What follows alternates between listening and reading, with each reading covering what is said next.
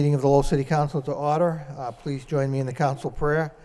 Dear God, today as this session opens, we pray that your presence will be before us and everyone who serves in the decision-making process of our city. We pray for direction which will lead our city to be strong and unified. May we continue the legacy of our founders. May we be granted this day the wisdom to make decisions which will be for the good of our city. We also pray for your special blessing on all those who are working to transform our city and make it a better place to live and work. Amen. Please join me now in honoring America. I pledge allegiance to the flag of the United States of America and to the republic for which it stands, one nation, under God, indivisible, with liberty and justice for all. Mr. Clerk, roll call, please. Councilor Dakota. Here. Councilor Elliott. Here. Councilor Martin. Here. Councilor Mendonça. Here. Councilor Mercia. Here. Mayor Milanazzo. Here. Councilor Murphy. Here. Councilor Broderick. Here. Councilor Caulfield. Here. 9 present.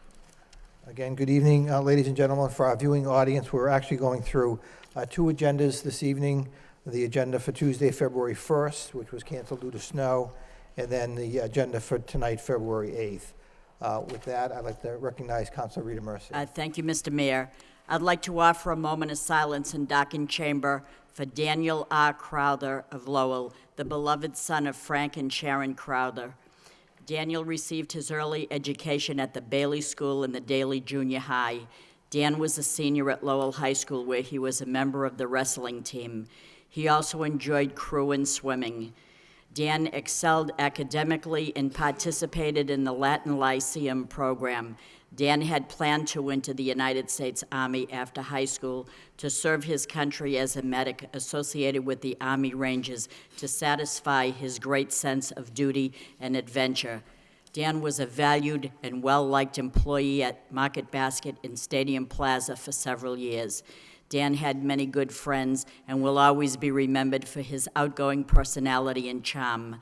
Danny always lived life to the fullest, and to honor his zest for life, Dan's parents donated his organs so that others through him may lead full, healthy lives.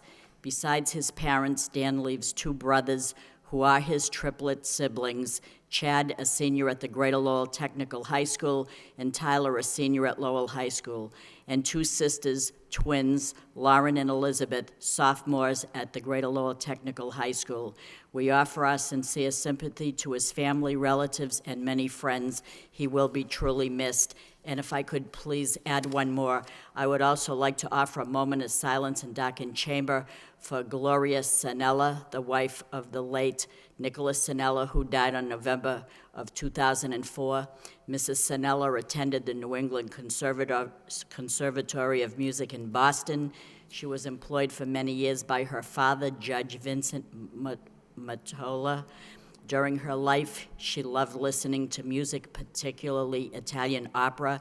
Mrs. Sanella is survived by a daughter, Maria, and a son, Reverend Nicholas Sanella, pastor of the Immaculate Conception Church in Lowell, a granddaughter, Jessica, and a grandson, Christopher. She will be truly missed, and thank you for letting me say that. Thank you, Councilor Mercia. Chair recognizes Councilor Caulfield. Thank you very much, Mr. Mayor. I also would like a moment of silence with Docking Chambers for Charles Chick Lucraft Sr., a loving and devoted husband, father, grandfather, and friend. Before retirement, Mr. Lucraft spent over 25 years at the Greater Lowell Technical High School, where he served as the placement director. Previously, Mr. Lucraft taught at Keith Academy for many years. His true passion was the preservation of the history and legacy of the former Keith Academy. Mr. Lucraft was a lifelong parishioner of St. Margaret's Church and was a very active member of the St. Vincent de Paul Society. Mr. Lucraft was an outstanding citizen of our city and the region. May he rest in peace. Thank you. Thank you, Councilor. Councilor Dakota. Thank you, Mr. Mayor. I'd like to offer a moment of silence in Darkened Chambers for Jose Roldan, whose life was tragically taken unexpectedly at the transitional shelter on Saturday. Mr. Roldan lived at the shelter for several years. He was dealt a difficult hand in his life, and yet he made great strides and efforts to change his the direction of his life and to improve upon that. And with some successes, he was able to move out of the shelter and then return there as a volunteer and then later an employee. He has left behind a mother, a large family, siblings, lots of siblings, and a 15-year-old son. And he will be missed, and may he rest in peace. Thank you. Anyone else? Please rise now and darken chambers for a moment of silence.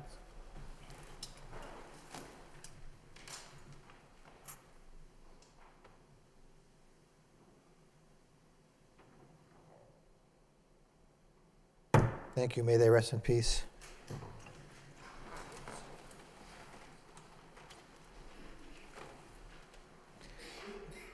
Continuing on with the agenda, the minutes from the January 15th meeting for acceptance. Motion by Council Mercy, second by Council Mendonça, that we accept the minutes and place on file. All those in favor signify by saying aye.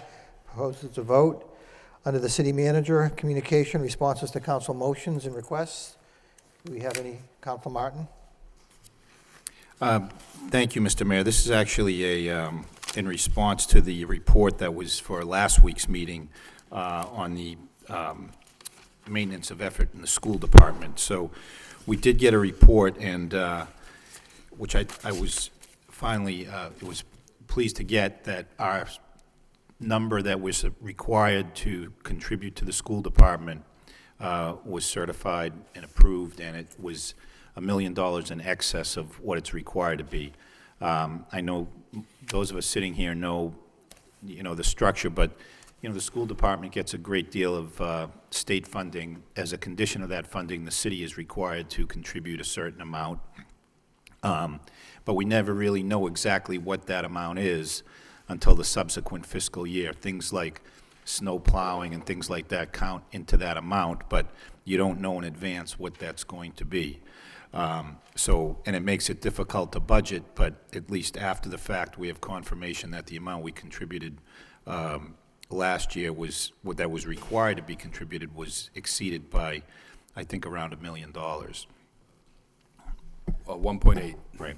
So, so my question is, well, let me just back up too. So, because of that difficulty in not knowing, you can really fund that as low as 95% of the required number. Here we went above 100%, maybe for the first time, but maybe the second time. So, so I think that's important to keep in mind as we face, the upcoming budget season, where, at least in the governor's proposal, school budget is going to get increased local aid. The remainder of the city budget is going to get decreased, potentially, local aid. And as that number of increased local aid comes from the state, so does our contribution go up too, notwithstanding that our piece of local aid is going to be depleted. So that's a long wind-up, and long-winded wind-up to my question was, I suppose we don't get credit for going over in the subsequent year, right? No, this, as you pointed out, Councilor, this is the second time we've achieved this in the 17 years since the Education Reform Act was put in place, 2010 and 2009, and they do, when you run below, they do require you the next year to make up what you missed that year plus. Right. But it doesn't work the other way, where we now get to drop below. So, nevertheless, I think it was certainly a worthwhile endeavor by the city council to fund the schools at the level we have. Otherwise, I think we would have been facing even more severe reductions than we did get. And I think this report is a good indication of the commitment to keep schools of high quality here in Lowell. So I appreciate getting the information. Thank you. Thank you, Council Martin. Council Mendonça? Yes, also in last week's packet, there was a report that was attributed to a verbal motion by me, although honestly, I wasn't the only one that spoke in favor of having abutters be notified when there's especially in this case where it's a private request for a zoning change to a single parcel. At the bottom of this letter, it says that we should let the DPD and Law Department know if we want to proceed. and I'd like to make a motion to forward this to the city manager for that purpose. And I'll second that. Motion by Councilman Mendoza, second by Councilman Mercia, that we forward the information regarding this issue to the city manager's office. All those in favor of the motion to refer it signify by saying aye. Opposed to vote. Thank you. Councilor Dakota. Thank you, Mr. Mayor. I would just like to thank the manager and his team for putting together this response from Councilor Elliott and my motion regarding increasing accessibility to Lowellians for jobs. And I appreciate the three-pronged strategy with working with the Career Center. I think that's important, providing some leadership and management training to develop through the city programs, through to have opportunities to move up in the city, as well as particularly this potential Mass Municipal Personnel Association certification through UMass Lowell. I would like to pursue that, encourage you to continue pursuing that. I think it ties in with not only this agenda, but also our agenda to work more closely with the UMass Lowell. So appreciate that. Thank you. Thank you. Councilor Dakota. Anything else under Councilor Elliott? I just had a quick question, Mr. Mayor. Thank you. This is on a response to Councilor Mercia's motion on streetlights. And it's a good explanation, Mr. Manager. I appreciate it. I know that a number of months ago that the council adopted or approved the purchase of all the streetlights to provide essentially better service and fixing and replacing, putting in newer light bulbs. I thought at that time it was my understanding that the city was going to take over that function with our I guess with the electrical department, but this communication indicates that we might be looking to bid that out. Again, both at substantial savings, but has something changed, or is it going to be a combination of both, the city and bidding out the installation and maintenance? The analysis that we did for the city council when we moved forward with this purchase included that this would be contracted out. This is a major undertaking to take on all of these streetlights and well beyond the scope of our existing electrical department. The examples that we drew upon at the time, and I know that Councilor Caulfield did his own research at that time, talking to a number of communities that had moved forward to purchase their streetlights. They are all in a position where they utilize contract services of the private, or use contract services from another community where there's an electric light department, like Littleton, Concord, Wakefield, Reading. Chelmsford uses a private. They use Republic to do that work for them now, but they've all found it to be advantageous. A couple of changes that have happened is that the actual purchase price to acquire the lights has dropped dramatically. And I can't recall the exact numbers, but it was a substantial reduction, which will allow us now to move forward with some of the projects we've been looking to do in increasing lighting in some of the business districts in the city. But the other thing that's happened is that National Grid has been very slow in getting us transferred over to have them owned by the city. They have agreed, though, to rebate the amount necessary to so that we will be in line with the budget that we set forth with the streetlights. Thank you. Thank you. Councilor Caulfield. I'd just like to expound on this issue. I did call 7 communities that were listed. In every one of those communities, the Commissioner of Public Works or the town or city manager or mayor indicated it was a cost-saving device, and that those communities were going to save a great deal of money. So that's why I voted for it. Thank you, Councilor Caulfield. Anything else on the communication? Hearing none, motion by Councilor Martin, seconded by Councilor Dakota to accept the communications placed on file. Roll call, please. Oh, I'm sorry, we don't need a roll call. All those in favor signify by saying aye. Opposed to vote. Next item, communication, city manager, out-of-state travel. We have 2 items. Yes, Motion take them to- both. Motion to But do you wanna take them take the both. Motion 3? to approve by Councilor Mercia, seconded by Councilor Dakota. Any discussion? Councilor Mercia. There's 2 from last week and 1 from this week. Do you want to take them all together, or you want to go into the next agenda, this week's agenda, after we do We have them last in the- week's? We'll have them in the next agenda. We'll do these Okay, 2 first, but thank thank you. Roll call on the 2 that we have from the February 1st agenda. Counselor Dakota? Yes. Counselor Elliott? Yes. Counselor Martin?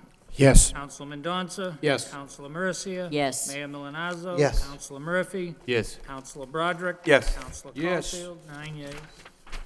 Thank you. In City Council vote, authorizing the city manager to accept the proposal of Genetti's General Contracting in the amount of $110,000 to purchase property located at 18 Lane Street and to execute all documents necessary for the transfer of the property. Whereas the city of Lowell owns the property at 18 Lane Street, Lowell, having acquired said property by tax title foreclosure case 98 TL 117590 on June 27, 2008, recorded in Middlesex North Registry of Deeds in Book 22, 282, page 112, and whereas the city of Lowell voted on October 19, 2010 to declare the property located at 18 Lane Street surplus and offer the same for sale under the provisions of Mass General Laws, Chapter 30B, with a minimum proposal price of $110,000, and whereas the city of Lowell issued its RFP for the sale of 18 Lane Street with certain conditions contained therein, and whereas Genetti's General Contracting did submit a proposal to the city of Lowell containing a minimum proposed price of $110,000, and whereas the review committee has recommended to the city council that the city accept the proposal and enter into a purchase and sale agreement with Genetti's General Contracting Incorporated. Now therefore be it voted that the city manager and the city treasurer be, and they are hereby authorized in the name of the city of Lowell to sell and convey to Genetti's General Contracting or nominee as approved by the city manager for the sum of $110,000 on such terms and conditions as the city manager deems in the best interest of the city, the property located at 18 Lane Street, owned by the city of Lowell, and to execute all documents necessary with the transfer of property, including but not limited to purchase and sale agreement, deed, execution and delivery, release of any demolition lien, and any other related documents pertaining to the sale and transfer of said property consistent with this vote. Be it further voted that said deed shall contain the following conditions which will become part of the deed of conveyance and which will survive the passing of papers and be an obligation of the grantee, its successors, assigned agents, independent contractors to fulfill. 1, that the grantee, as defined above, shall comply with all the conditions set forth in the grantor's request for proposals and any additional commitments set forth in the grantee's response to the request for proposal, including but not limited to, A, the city will convey the property as is and will not make any improvements or changes to the property as a condition of the sale and will not perform any evictions prior to closing. B, the grantee must purchase the property within 30 days. The city reserves the right to waive or extend this deadline. Be it further voted that upon conveyance, the vote, deed, and any and all related plans and any and all documents necessary for the transfer of the property shall be duly recorded at the Registry of Deeds at the expense of the grantee. Grantee shall also pay the stamp tax if applicable. No objection, second reading by title, and city council vote, authorizing the city manager to accept the proposal of Genetti's General Contracting Incorporated in the amount of $110,000 to purchase property located at 18 Lane Street, Lowell, and to execute all documents necessary for the transfer of the property. What's the wish of the council? Move approval by Councilor Broderick, second by Councilor Mercia. Any discussion? Councilor Caulfield. Just one question, Mr. Mayor, to the manager. Does this contractor plan on renovating and rehabilitating this piece of property? Mr. Bakey? Thank you. Good evening, councilors, Mr. Mayor. The property is a vacant lot today. It was, Vacant lot? the city demolished a building on that property some time ago. So they're going to construct a new building for housing or so? Okay. Thank you. Councilor Mendonça. You happen to know if, through the mayor, what the zoning is for this particular lot? I don't off the top of my head know exactly what the zoning is, but what I do know is the proposal is for 2 freestanding single-family homes that are fully compliant with the zoning requirements. It's a pretty sizable piece of property. Okay, but right now it's a single lot, so I suspect that the purchaser will have to go through some subdivision process or planning process? If I could, it's a traditional multifamily zone, according to the communication. Okay. It's it is a case where the subdivision would be done as an approval not required plan because the property has sufficient frontage on an existing road. They're not building a new road to access the new lots, so they would be entitled under state law to divide it into as many lots as they have legal frontage for under the zoning. And again, the zoning, typically the way the zoning was written when the council adopted it back in 2004, pretty much all areas of the city Zoning requires a little bit more land and a little bit more frontage than the typical lot on that block. So you'll see what the lots that would be created are going to be slightly more generous than their neighbors generally. Yeah, yeah, I know it's a congested area, so, but obviously it could be a multifamily there, and 2 single-family homes would not be any more use of that property than a multifamily would. I'm just glad that the city's able to get this amount of money for it. Thank you. Any further discussion? Roll call. Counselor Dakota? Yes. Counselor Elliott? Yes. Counselor Martin? Yes. Counselor Mendoza? Yes. Counselor Mercia? Yes. Mayor Milonazo? Yes. Counselor Murphy? Yes. Counselor Broderick? Yes. Counselor Caulfield? Yes. 9 yeas. Thank you. In City Council order pursuant to Chapter 266 of the Code of Ordinances, City of Lowell, concerning Section 266-6 thereof entitled Temporary Experimental Regulations, temporary traffic regulations are hereby implemented for a period of 60 days.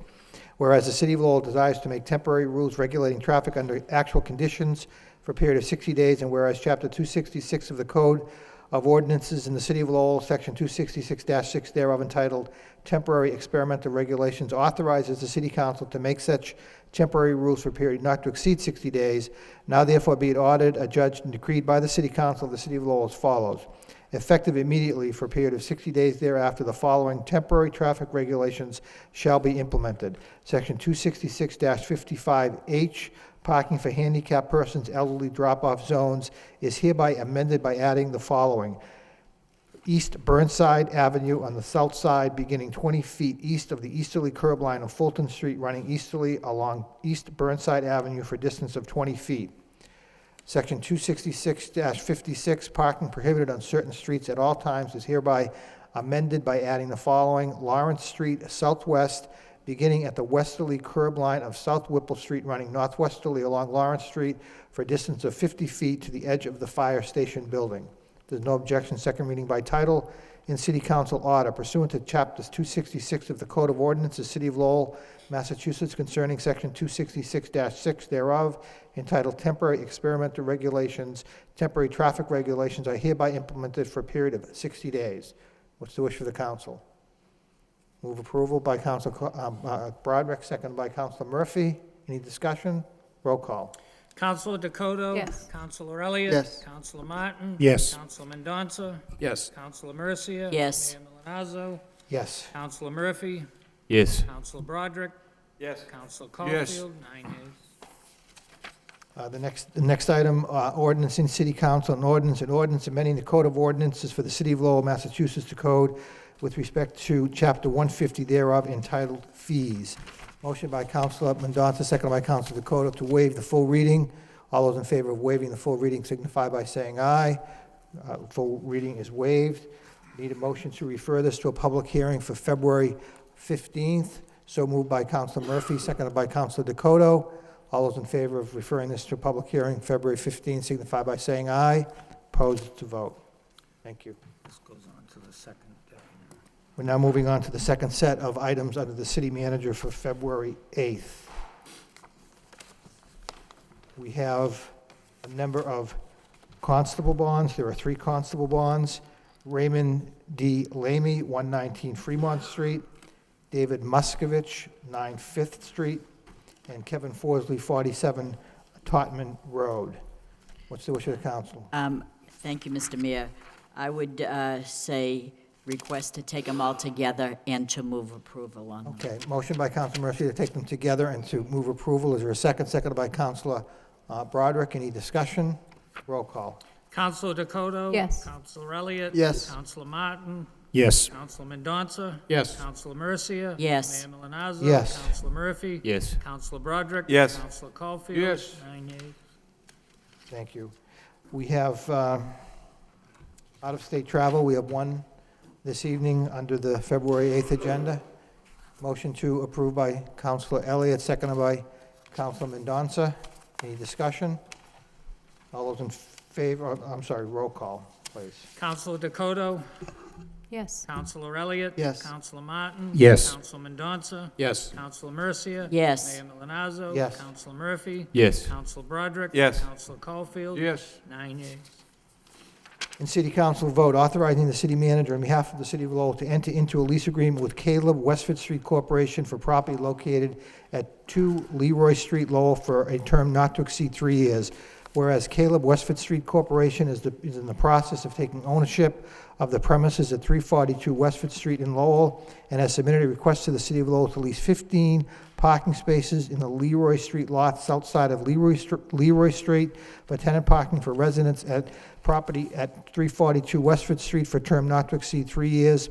And whereas the Department of Planning and Development has proposed a rate of $42.41 per space per month for use of said parking spaces in the Leroy Street lot. Whereas by letter dated January 31st, 2011, the city manager has recommended that the city council approve the execution of a lease agreement with Caleb Westford Street Corporation for use of 15 parking spaces in the Leroy Street lot for a term not to exceed 3 years at the rate of $42.41 per month. Be it voted by the City Council of the City of Lowell as follows, that the city manager be and is hereby authorized to enter into a lease agreement with Caleb Westford Street Corporation of 491 Humphrey Street, Swampscott, Mass, for property located at 2 Leroy Street in Lowell, that the leased premises shall consist of 15 parking spaces at Leroy Street, south side of Leroy Street, Lowell. Said lease shall be for a term of 3 years and shall be an amount not to exceed $42.41 per month. Be it further voted that the lease agreement shall contain other terms and conditions as the city manager deems to be in the best interest of the City of Lowell. If there's no objection, second reading by title. In City Council vote authorizing the city manager on behalf of the City of Lowell to enter into a lease agreement with Caleb Westford Street Corporation for property located at 2 Leroy Street, Lowell, for a term not to exceed 3 years. Councilor Mercier. Thank you, Mr. Mayor. I don't have a problem with this. I think it's relatively a good deal, and we're just renewing it for another 3 years, but I wanted to know through you to the city manager, is this the price that they paid for the last 3 years? $42.41? I believe it is, Councilor. Okay, that's all. I just wanted to know Okay, that. thank you. Need a motion to approve Yes. by Councilor Mercier, seconded by Councilor Dakota. Roll call.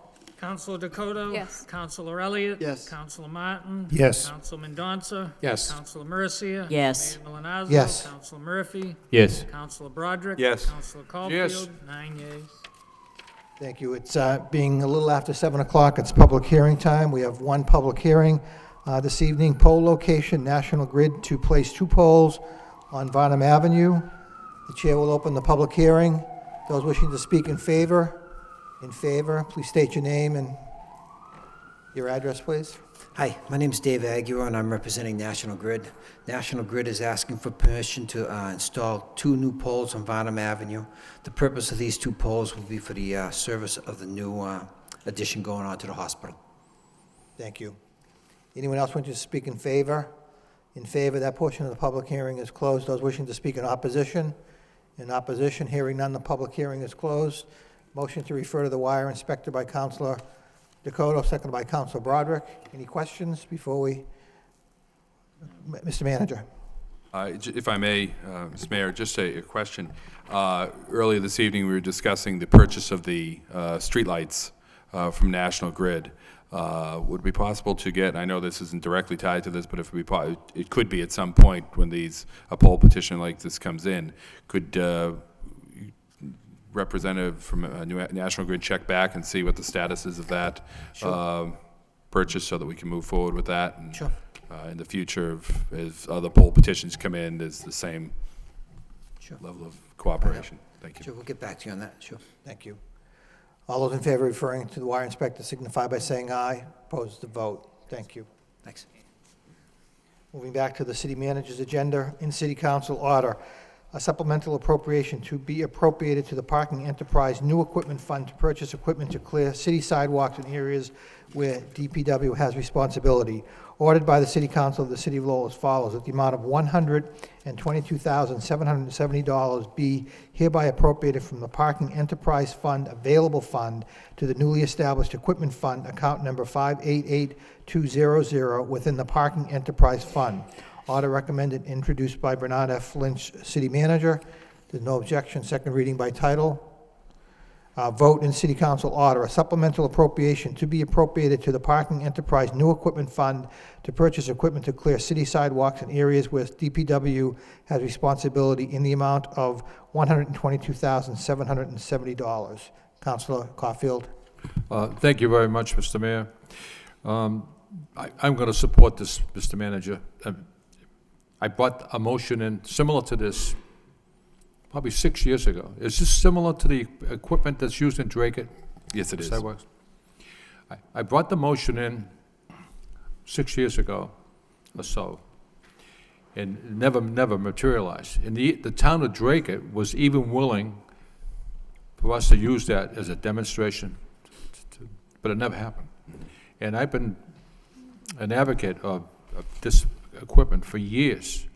We have many, many sidewalks. If the town of Drake can remove all the snow on their sidewalks, then so can't Lowell. And this is something that we need desperately for the schools, for the main thoroughfares, and then the secondary roads. But this is very important. And if this works out like I think it is, you might need two down the road. So I support this immensely.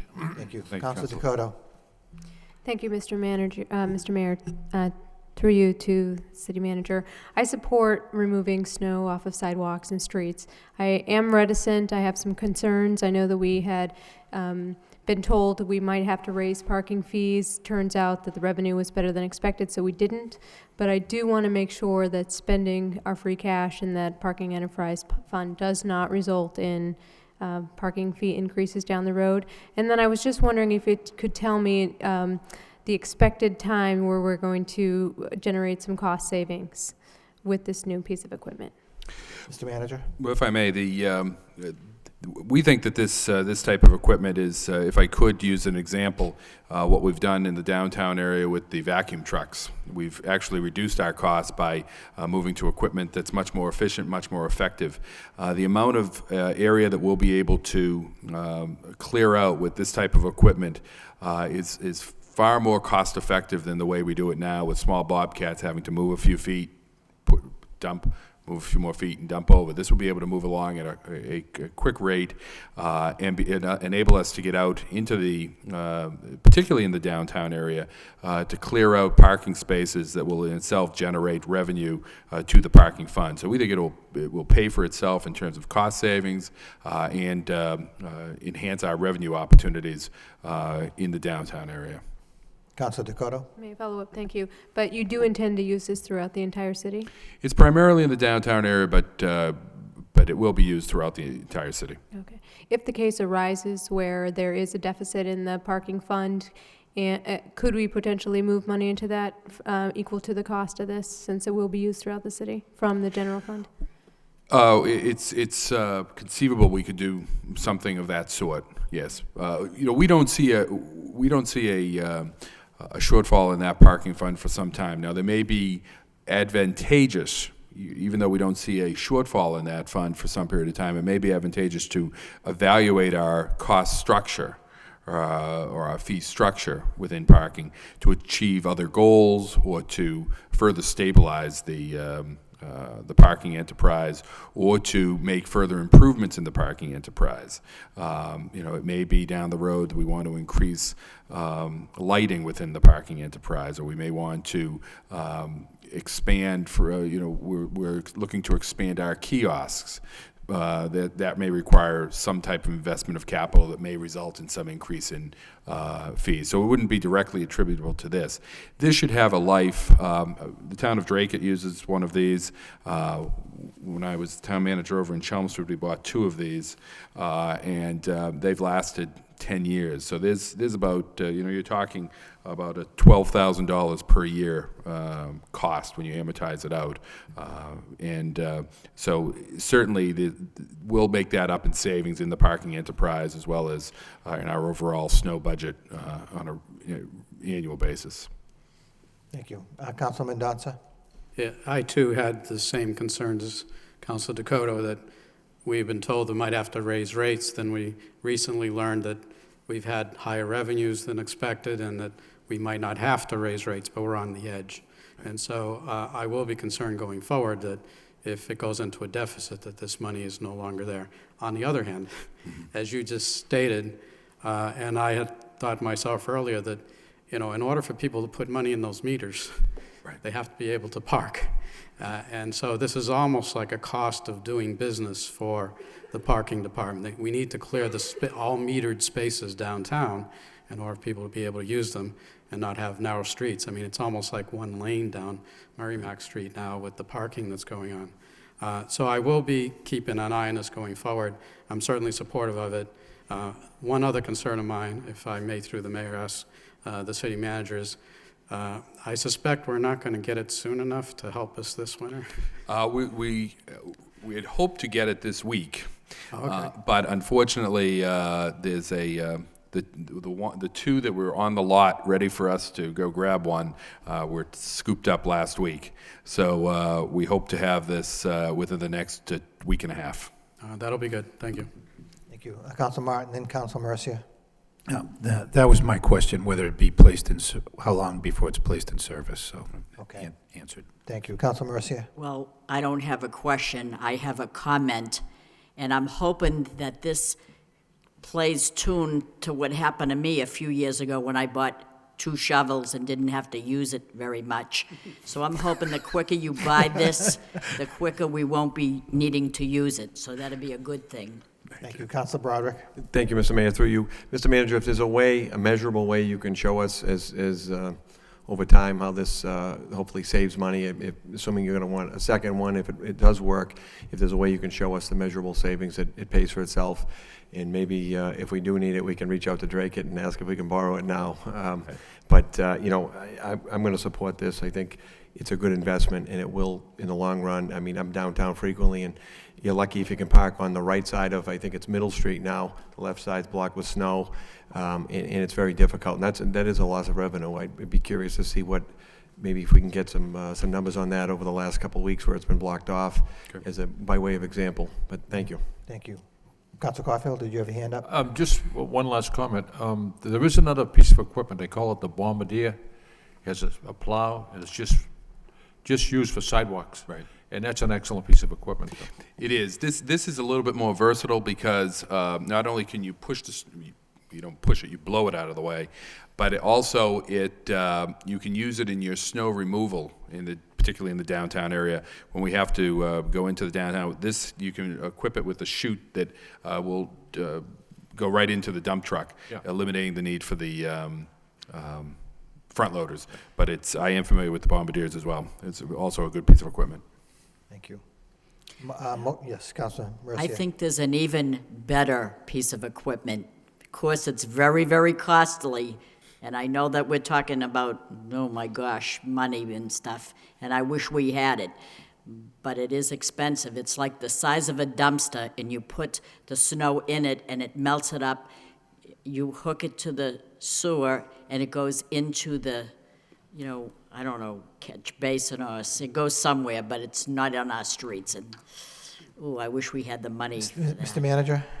Don't even say the price. I think Councilor Mercier has been looking at my Christmas list. I've been asking for one of these. It's called a Snow Dragon, and it is exactly as you described. They cost about $250,000. Please don't say the price. But you dump the snow in, and it melts out within minutes. And they are expensive. We are actually talking to a company that has them. We may try to bring one in the next couple of weeks, not to buy, but to lease, as an alternative to bringing dump trucks into the downtown area, into some of our other neighborhoods, and removing the snow. We would actually melt it on site. And we're looking at trying that out. They did that down Hartford, Connecticut, in the last couple of weeks. And would melt it downstream, past Pawtucketville, right? Past Pawtucketville and past Beaverbrook. There you go. Right. Councilor Caulfield, excuse me. Through you to the manager, Mr. Mayor. How would the EPA and DEP look at that? If you're going to melt the snow, the water's going to storm drains into the river. I mean, It's in Connecticut. They They allowed it to happen. So it appears that it's EPA doesn't have a problem with it. There is a question as to whether, we're not aware of a community yet in Massachusetts that's used one, so DEP may have other issues. It does have a filter on it, though, and so arguably, it actually is it's a very clean way of getting rid of the snow, because the filter will take off any solid materials, so that it's just clean water going into the catch basins. Thank you. Motion by Counsel Caulfield, seconded by Counsel Mercia. Roll call. Counselor Dakota? Yes. Counselor Elliott? Yes. Counselor Martin? Yes. Counselor Mendonça? Yes. Counselor Mercia? Yes. Mayor Milonazo? Yes. Counselor Murphy? Yes. Counselor Broderick? Yes. Counselor Caulfield? 9 yeas. Thank you. In City Council vote authorizing the city manager to apply for, accept, and expend funds from the Federal Emergency Management Agency under a fire prevention and safety grant in the amount of $26,208 for the City of Lowell Fire Department. Whereas the Federal Emergency Management Agency has grant funds available under its Fire Prevention and Safety Grant Program in the amount of $26,208, and whereas the City of Lowell is desirous of applying for, accepting, and expending said grant funds from the Federal Emergency Management Agency, and whereas this grant will make available to the city the sum of $26,208 to begin a program whereby 2 inspectors from Fire Prevention Bureau are hired overtime one night each week to inspect nightclubs in the city of Lowell for overcrowding and locked or obstructed exits, in addition to other fire and safety code violations. Whereas the grant application is a grant program with a required match in the amount of approximately $5,241, or 20%, which will derive from the fire department budget. Now therefore be it voted by the City Council of the City of Lowell, that the city manager be and is hereby authorized to apply for, accept, and expend funds from the Federal Emergency Management Agency under a fire prevention and safety grant in the amount of $26,208 for the City of Lowell Fire Department. If there's no objection, second reading by title. In City Council vote authorizing the city manager to apply for, accept, and expend funds from the Federal Emergency Management Agency under a fire prevention and safety grant in the amount of $26,208 for the City of Lowell Fire Department. Move it, Council Mercia. Thank you, Mr. Mayor. Through you to the city manager. Mr. Manager, I know this isn't that much money, and I know that it's a grant. I know that we're only paying like 20%, which would be like $5,000, but my concern is, do we have someone already that has been doing this oversight to the different nightclubs and bars and stuff? We have done it on an occasional basis. When we've had essentially our neighborhood impact team that we send out into neighborhoods to look for code violations. We have sent them out to some of the nightclubs on a couple of occasions now. Police, health, building, and fire. To go out and check on some establishments, but it hasn't been done to this degree that this grant will enable us to do it. Is it an ongoing problem that there's overcrowding in bars? I wouldn't know that because I'm not out there, so I really don't know. Is there a problem? My understanding is yes. I don't want to give any indication that I've been out there, but my information is that we do have some establishments that have encountered this problem. Oh, I didn't know that. The other problem is there are other issues that arise that we may not be aware of. Beyond just overcrowding, there could be fire exits that are blocked, other actions being taken at some of the establishments that may not be the most safe that we want to address. So that once this grant is up, we're not assuming the cost on the line item on the budget? No, we just have to match it for this period of time, and then that All right, goes away. thank you. Thank you. Any further discussion? Can I have a motion? Motion to approve by Councilman Mendonça, second by Council Caulfield. Roll call. Counselor Dakota? Yes. Counselor Elliott? Yes. Counselor Martin? Yes. Counselor Mendonça? Yes. Counselor Mercia? Yes. Mayor Milonazo? Yes. Counselor Murphy? Yes. Counselor Broderick? Yes. Counselor Yes. Caulfield? 9 yeas. Thank you. Moving on to reports. Under reports, subcommittee report, Personnel Subcommittee, Managers' Goals and Objectives. The chair recognizes the chairman, Councilor Broderick. Thank you, Mr. Mayor. 5:30 this evening, we reconvened our Personnel Subcommittee meeting to continue our discussions and update the strategic goals and objectives. The manager received much feedback from council members as well as private citizens, and that was as a result of posting it online, which we all appreciate. And in attendance was City Manager Lynch and Mr. Michael Herbert, the number cruncher, and most of the council. Essentially, what the motion was made by Councilman Donza to request the manager put his updated goals and objectives, incorporate those into the original draft, and present those to the council in the next packet, hopefully, to be taken up as an action item for approval by the full council, assuming that it's acceptable, and without trying to review 30 minutes of PowerPoint presentation. The comments that were made were that this would, some of the key elements were this would satisfy the contract in terms of your review and goals and objectives and setting those moving forward.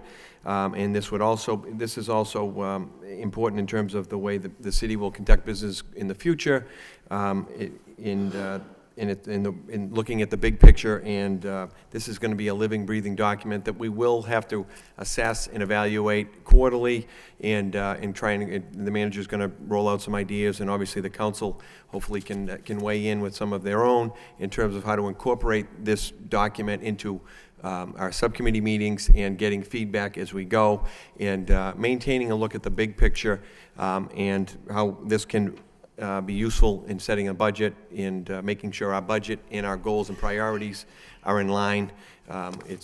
We don't want to set a goal that we don't fund. We have to understand that these things have to match up as best they can, and as long as we're doing our best to obtain our goals with cuts in aid and things will have to be adjusted. But essentially, we will have our first strategic goals and objectives document, hopefully in the packet this Friday for a review by council and a vote of the full body. And congratulate the administration, Mr. Herbert, and those that participated in putting the document together. Thank you. Thank you, And the Councilor public. Broderick. Any other discussion on the report? Motion by Councilor Caulfield, seconded by Councilor Mendonça to accept the report as a report of progress. All those in favor indicate by saying aye. Opposed to vote. Any other reports? Councilor Elliott. Mayor, it's not a report. I just want to let folks know the Finance Subcommittee was supposed to meet this Tuesday, but because of the postponement of last week and the Personnel Subcommittee, we're meeting next Tuesday before the council meeting. At 5:30? Correct. Okay, thank you. Moving on, petitions, we have 3 claims for damage, 2 property damage, and 1 personal injury. Referred to the Law Department by Councilor Murphy, seconded by Councilor Martin. All those in favor signify by saying aye. Opposed to vote. We also have a petition miscellaneous by Emily Foster from 55 Otis Street, requesting a handicap parking sign. Referred to the traffic engineer by Councilor Mercia, seconded by Councilor Dakota. Councilor Martin. I don't know if there's a way to expedite these, but I think this should be done the most expeditious manner possible. Yeah, maybe a trial 60-day first, trial. as opposed to waiting for the quarterly ordinance. Okay. Thank you. All those in favor of referring to the traffic engineer, signify by saying aye. Opposed to vote. Thank you. Moving on to the motion section of the Mr. agenda. Mayor, Yes. could I, Councilor Martin. there was a letter in our packet from Joe Mullins that's requesting a zoning amendment. Now, I don't know if that's a petition that needs to be referred to the manager or... Next week. The clerk just indicated it's going on the agenda next week. Okay, all right, thank you. Thank you. Beginning with the motions, we have 14 motions this evening. The first one by Councilor Caulfield. City Council requests the city manager to explain why there was a time change in the scheduled snow removal from the downtown area, including should be the cost of removal. Second by Councilor Dakota. Councilor Caulfield. Thank you, Mr. Mayor. I believe part of that entire motion was to find out how much we expended on our snow removal so far, so I don't want to be gavelled out of order by the solicitor by something that's ill. Okay, thank you. Speaking of the gavel, the mayor's gavel Thank is you. actually missing. I think the solicitor has one, too. Yes. But anyways, I think this happened 3 weeks ago, and what happened downtown at approximately 8 p.m., people were in restaurants and taverns and pubs, and They saw the lights, the front-end loaders, and the perception was the towing cars. People just get up and ran out. And I think I know the story behind the story, and it was very noble of you, Mr. Manager, to say on the radio that you take full responsibility for this issue. But I think we learned a lesson that you had 7,000 people downtown that evening. 3,000 at the auditorium, 4,000 at the Songus Arena. When people got out of the Songus Arena, they couldn't take a left down Market Street. People who left the auditorium, they couldn't get down Central Street. It was just a total mess. So I'm not going to belabor the issue, but I think we learned a lesson. We cannot do that again at 8 p.m. at night. At 12 o'clock, midnight, until in the morning hours, I think that was, and I just want to praise the removal of that snow. The men and women who worked removing that snow did an excellent job, But I did receive a lot of complaints, and I could see why. I mean, people just got up and never came back. So I think it's a lesson well learned. Thank you. Anyone else? The other part of that motion, Yes. the other part of that, somebody else want to No, talk? go ahead. The other part of that motion is, I'd like to know, and I think the council would like to know, how much we have expended on snow removal so far. I think it's about $1.7 million in that time frame. Or how much is it, Tom? About 1.5 million. 1.5 million. And the state of Massachusetts, they have expended $59 million of their budget. They don't have a dime left. And many cities and towns, like Lowell, they've also expended their budget. So, Mr. Manager, I'm requesting that you and your colleagues in government, whether they're mayors or managers, administrators, to all contact the governor and send a letter to President Obama looking for some federal aid for Massachusetts and New England. I mean, we received almost 7 feet of snow in 6 weeks. And Council Mercer, you don't have to worry about the shovel not being used, because all the experts are claiming the winters are going to get more severe. We're going to get snow like this every single year. So, other states are receiving federal aid, and I think the governor should, I recommend that the governor put in a request for local aid, or not local aid, but federal aid, for all the snow we received. There's more snow in Lowell, Massachusetts than there is in Stowe, Vermont. Up in north, they didn't get that much. They get snow, but not as much snow as we have. And there's no place to put it. Absolutely no place to put it. And I do know later on in the meeting there's going to be an issue brought up about placing snow in various neighborhoods, and that's an issue too we have to address. But that's the gist of that motion. And 1.5 million we've expended so far. Right. Mr. Manager? If I may, in response to Councilor Caulfield, I appreciate your addressing my nobility and with regards to the. Well, somebody told me to say that. Well, I did. Well, thank you. It wasn't me, but no, I did. I will take responsibility. I did make the final decision to go out on that Saturday night, and we did learn a lesson. We didn't.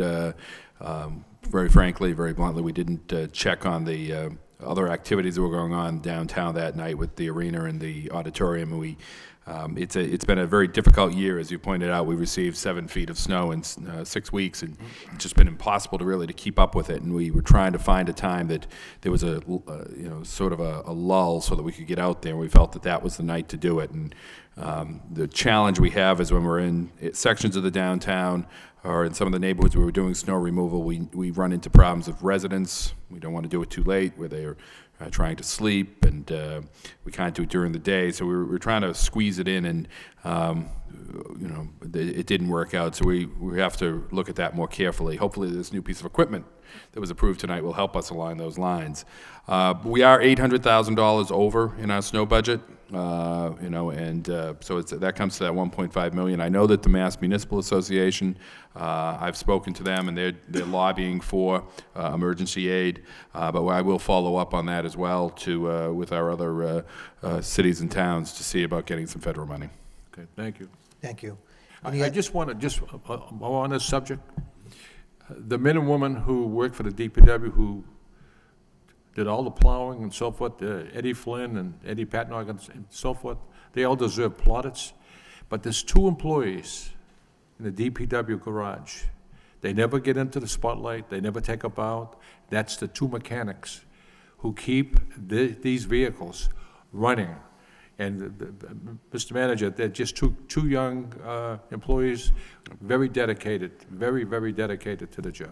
Well, if I may respond to that as well, Councilor, I agree entirely with the entire DPW crew. They've done a phenomenal job this year, and the mechanics do, under the leadership of Eddie Flynn, do deserve a tremendous amount of appreciation and recognition because, as you know, we have very old equipment here in the city, and we're trying to sort of hold everything together. We plan to come forward in the near future with a plan to replace some of that equipment, particularly given your comments regarding the historical or the trends for snow moving forward.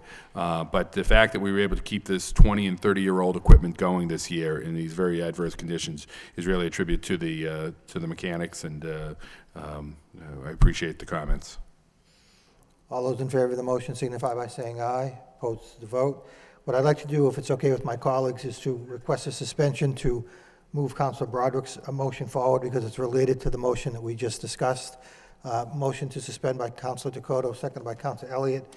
We suspend the rules to move Councilor Broderick's motion to report on the snow storage and potential impact in neighborhoods upon melting. All those in favor of the suspension signify by saying aye. Aye. Again, motion by Councilor Broderick. Request manager report on snow storage and potential impact in neighborhoods upon melting. Second by Councilor Dakota.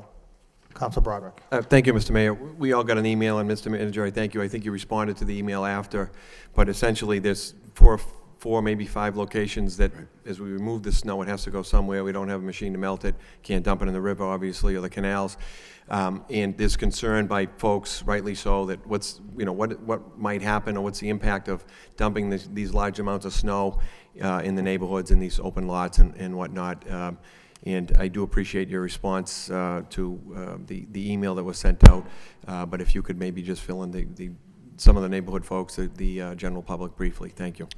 Sure. We can provide a more detailed report, certainly to the council, but I appreciate the opportunity to address it here tonight. We do have 5 sites in the city. We try to sort of spread the snow removal around because you don't want to be trucking snow from one side of the city all the way over to the other side of the city, and you want it to be sort of spread out. So we are putting some snow up at Belvedere, at Collie.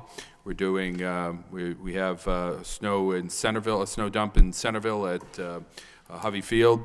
We have here in the downtown area that's servicing the downtown, Lower Belvedere, and the back central. We have behind Canal Place as well as the South Common. We have quite a bit of snow going over to the South Common. And over in Pawtuckaville, we've utilizing the old drive-in site that's owned by the Demoulas Corporation. That particular site is also being used by the Demoulas Corporation themselves, and it's a floodplain, which is sort of a nature's area that is properly suited for this type of for flood storage, for water storage. I recognize the concern, and I identified this to. Well, let me make one other comment. One question raised to me is why can't we dump it in the river or the canals? Obviously, that's prohibited because of the material that's in the snow, and while it used to occur in the past, it is no longer allowed. Particularly water that's used for drinking water And although we don't use it, certainly people downstream in Methuen, Lawrence, and Haverhill, as well as some other communities, do use water from the Merrimack River. And so that's prohibited. They're doing some, Massport's dumping some in the harbor under some very strict guidelines, but the city of Boston's made it very clear that they are not going to seek any approval to put any of their snow in the harbor because of the investment that's been made to clean up the harbor. The other area that someone suggested we put the snow is up at the landfill. The landfill, as many councilors know and the many people in the public know, is a capped landfill. It was ordered closed by DEP, and it had to be closed and certified to be closed with a cap that we're not allowed to dump on, we're not allowed to drive on, and so putting snow up there is prohibited as well. So we use a portion of that didn't need to be capped as where we keep our salt, as well as some of our other materials, but it's not suitable for a snow dump. The concern I know that I've heard from the residents in Pawtucketville is the amount of water that will be created from this snow dump. We estimate right now that the total amount of, and I know this sounds like a staggering number, that there's about the snow out there now that's been brought in will produce about 1 million gallons of water when it's melted off. And that's unlike the snow dragon, which melts it in 5 or 6 minutes. This will be a melt that takes place over the next, 2 to 3 months. So it's a very slow melt off. The total drainage area that exists in is really what you have to look at, and that total melt off of that whole area will produce about 1.6 billion gallons of water. So the 1 million gallons is a very small amount within that total area. And I think that needs to be kept into some perspective. The other sort of, to give people a sense of how much that 1 million gallons represent, every day here in the city of Lowell, people use somewhere between 10, 12 to 18 million gallons of water a day just going through the city. So again, the million spread out over that period of time is relatively small. Again, we're trying to bring it throughout different neighborhoods of the city. The snow over there in Pawtucketville, where there is a concern, a good portion of it comes from the Pawtucketville neighborhood, from the intersections that are cleared, and particularly around the schools, and then we do bring some in from some other areas as well. But hopefully that addresses the concern. But we'll get a more formal report, and I have the city engineer is with us tonight if there are more technical questions. I'm not an engineer, so. Council Broderick. I'm sorry, Council Caulfield. Thank you, Mr. Mayor. I went over to that site today behind J.J. Boomer's restaurant and so forth, and I witnessed a city truck dumping snow there. And we have a long way to go this winter, a long way. And if you're indicating, Mr. Manager, 1 million gallons of water will, after the snow melts and so forth, will end up running into the Clayport Brook area and so forth. Are you going to continue to put snow there, or that's as much as you're going to put there? Hopefully we won't. If there's no more snow, we'll be all set. But if there's more snow, we probably will. Again, that drainage area brings in, some of it will go into Clay Pit, find its way there eventually. And no, okay, Lisa, why don't I'll let you do your engineering. The grading of the parcel that has the snow on it behind J.J. Boomer's, the grading of that runs towards the river. A little bit runs towards the bowling alley, but it doesn't flow towards Clay Pit, it goes towards the river. Well, Mr. Manager, I looked at the amount of snow there. It's at least 12 feet high, and it covers acres of land. And that snow eventually is going to melt, and it's going to eventually affect people's homes. I don't know how you can say it. Well, it won't, because it's going to it grades off towards the river and will find its way into the river.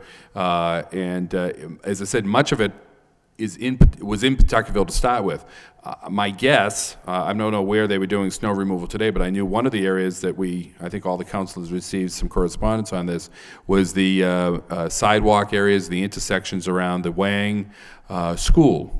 And so much of that snow was in Pawtuckettville and has now just been moved away from, actually over there, it would have found its way into Clay Pit Brook. Now it's been moved away from that and moved over towards, so it will go more towards the river. That's not why we're doing it, but that's the effect. It's in that neighborhood to start with. Now again, we're bringing snow in there from Pawtuckettville. We're also bringing it in from some other areas of the city that are close to that, and the owner of the property is also using it to bring some snow over, so that they can remove, probably from the Bridge Street property. Mr. Manager, right behind the Bridge Street, right from behind the, the Wang School, Wood Street. there's a large soccer field there, and you could, as long as you're not putting that snow from Pawtuckettville in that one area, you just can't use that one area and exhaust that area. You have to find other areas. And Mr. Mayor, I talked to Bob Gagnon this morning, and I indicated that I would suspend the rules if my colleagues allow him to speak on this issue. So I motion to suspend the rules. Motion by Council Caulfield to suspend the rules, second by Councilor Broderick. All those in favor of suspension signify by saying aye. Opposed? Rules are suspended. Mr. Gagnon, good evening. Hi, good evening. Bob Gagnon from Townsend Ave. I'd like to thank you, Mr. Manager, Mr. Mayor, the council, Mr. Broderick for bringing this motion forward. And I'd like to thank the council for all the support we've had on the flooding issue. I got a call from an elderly resident who lives in the shadow of these snow mountains, and I assured her over the phone that the snow is going to melt down. There's not really going to be that much water. And then when I drove out there, I was taken aback by how much snow there really was. I understand that, 1 million gallons in the grand scheme of things may not be that much, but it's causing a lot of worry among the neighborhood. I understand that it'll melt, but it'll also melt when we're getting the melt from up north. It'll come at the worst time, and it is all upriver from the Pawtucket Dam. We'd just like to ask the city if we could find other places. Today, I also drove by the health camp, and I remember as a kid that there's a big field there. There's a big area with the issues that my neighborhood has been through, if we could just find other places to put it. On the same issue, I'd like to ask the city if we can revisit the issue of getting other areas that could take away from the river and drain them, like the fish ladder. I know we had John Dollard from Manel was up here and told us that the gates at the fish ladder were very restricted, but I talked to Caleb Slater at the fisheries, and he said they pass 500 cubic feet a second. Now, it doesn't sound like much, but at least according to my math, it comes out to 13 million gallons an hour, which means if we could get those fish gates opened, we could pass 13 of these mountains of snow that are at the drive-in every single hour just through the fish gates. But as part of a bigger plan, Anel has told us that they close their gates when flooding is imminent to protect the hydro plant. Couldn't they find a way to keep them partially open and pass the 7,000 cubic feet a second that they normally pass to offer some relief? And the third option, the third element of this, would be to keep the Francis Gatehouse open a little bit. It's my understanding, I've been told that they've dropped the Francis Gatehouse to protect downtown and historically to sacrifice the farmlands that were in Pawtuckettville. Well, it's all houses and business now, and I'm not asking them not to drop it. Of course, we've got to protect downtown, and we don't want to wish the flooding on anybody. But there has to be a way that we can allow the normal amount of water through that canal, through the hydro plant, and through the fish ladder that would give us, and in addition to the flashboards that are now partially working, it seems like a huge amount of water could go through those three places. We scrambled and we asked Anel in 2008 when we had record snowpack to open the fish ladders They referred us to the Division of the Fisheries referred us back to them, and it never came to be. I asked Bob Lattershall last year, this past spring, when flooding was imminent, and they never got opened last year. But it seems like a simple solution to help drain the river at the crucial time when the snowmelt is coming. Not asking for the fish ladder to be open all year, but 2 or 3 days before the major snowmelt comes down. The excuse I get at one point from Caleb Slater was, well, trash will fill up the fish ladder. So that's why they didn't want to open it as a final, as a final excuse. But if the city could explore the issue and offer us some relief if flooding does become imminent. Okay. Mr. Manager? I'm certainly more than happy to talk to Annelle and see what we can do about that. My understanding, and Lisa, you can correct me if I'm wrong, the Francis Gate is open. It only closes. It only closes in severe. Per. But now instead of closing it's only closed 3 times. Sure, but if instead of closing it completely, if there could be a gate, an adjustable gate, or if the calculations could be done to let that amount of water flow through downtown that normally could go. Yeah. I believe it to be many, many more times what the fish ladder is. The amount of water that can go through the canal system there. Right, but I think to change the Francis Gate, that's a historic structure that, it's... Yeah, I don't think they dropped the gate. I think they placed cement. They dropped the whole right, gate. it's all right. It's all that's the way it's designed to so Francis Folly. Yeah. But with regards to the fish gate, I'd be more than happy to do that. The area that you mentioned up by the Wang, Councilor Caulfield mentioned that as well. That's, again, it's a minimal impact when you look at the 1.6 billion gallons that are going to be produced by the existing snow cover, and even less when you consider all of the water that's going to be coming down from New Hampshire. Sure. But just in that area, the 1 million gallons that we're talking about, which will, the city engineer has indicated will be going to the river, the concern about Clay Pit Brook will be worse if we move this 1 million gallons of water up to behind the Wang, where it will go into the Clay Pit Brook. Yeah, well, I'm not sure of that because our houses surround these mountains of snow, and I mean, it may make it to the river eventually, but a lot of it's going to find its way into the basements. Well, it's going to find if it goes into the Clay Pit Brook, that 1 million gallons, again, over the span of 3 months, it's going to be negligible. So I don't want to convey any concern that this 1 million gallons of water is going to be a problem anywhere in Pawtuckaville. But certainly if the argument is being made that it shouldn't be going into that neighborhood, it's going to be worse if you move it farther into the neighborhood. But now, Health Camp is going to be a lot farther away from Clay Pit Brook than the drive-in. But it goes to the Clay Pit Brook, whereas the drive-in goes to the river. Yeah. But, I think even more important... We've evaluated this with, obviously, Lisa is a professional engineer, Sure. Civil engineer, and all of our engineering people have reviewed this, and our conservation people, to see where this water is going, and this is their specialty. Just in talking to the old timers, no one can ever remember snow being dumped there, and we thought there was a good reason for that because it was the floodplain. Actually, the floodplain is the best place to put the... Yeah, unless you live there. But it goes the other way. Yeah, but if we will be looking for other sites as well. That we're just looking to spread it out a little Absolutely. bit. We've taken our share. Right. And if you could talk to Annelle, if they say they want to put the inflatable dam in to offer us flood protection and that they will lower it at those times, then they should be more than willing to open up the fish ladders when flooding is imminent in the days preceding the big snow melt, and also to find a way to allow some through their hydro plant. I'm told, 7,000 cubic feet a second there is a huge amount of water. We will be following up on both of those other appreciate sites as that. well as the fish gate. Absolutely. Great, thanks. Thanks again. Thank you, Bob. Any other discussion on Councilor Broderick's motion?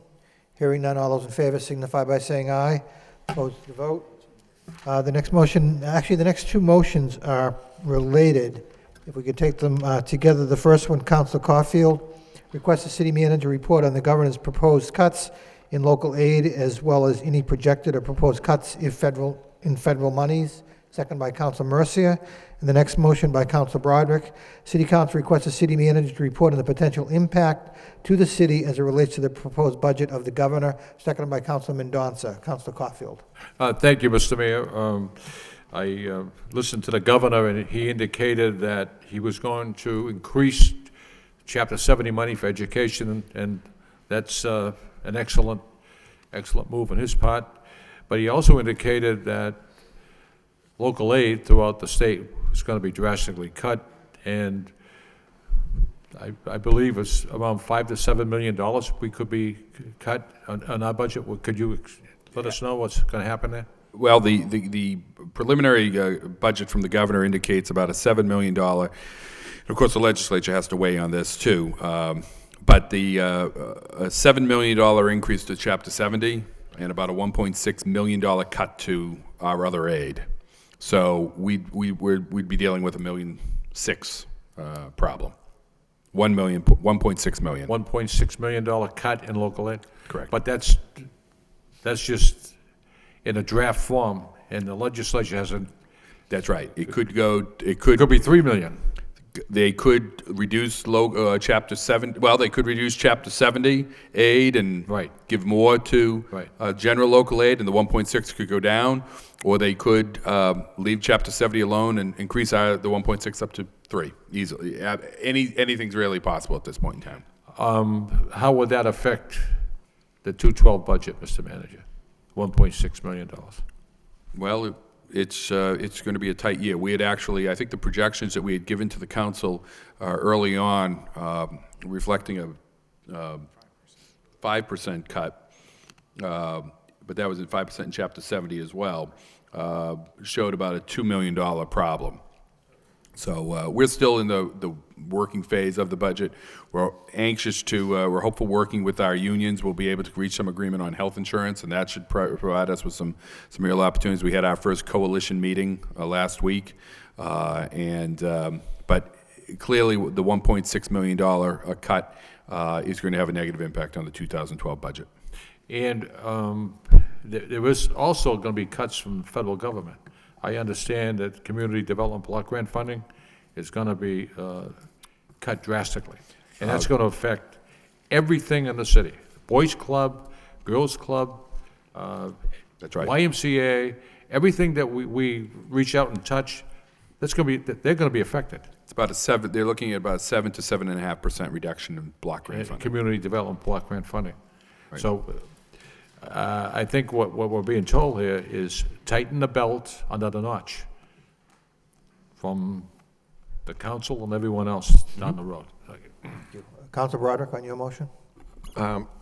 Thank you. I think Councilor Caulfield said most of it. Actually, it was well done. Essentially, the same thing is just as we start seeing some of these numbers, if we can get some feedback, maybe.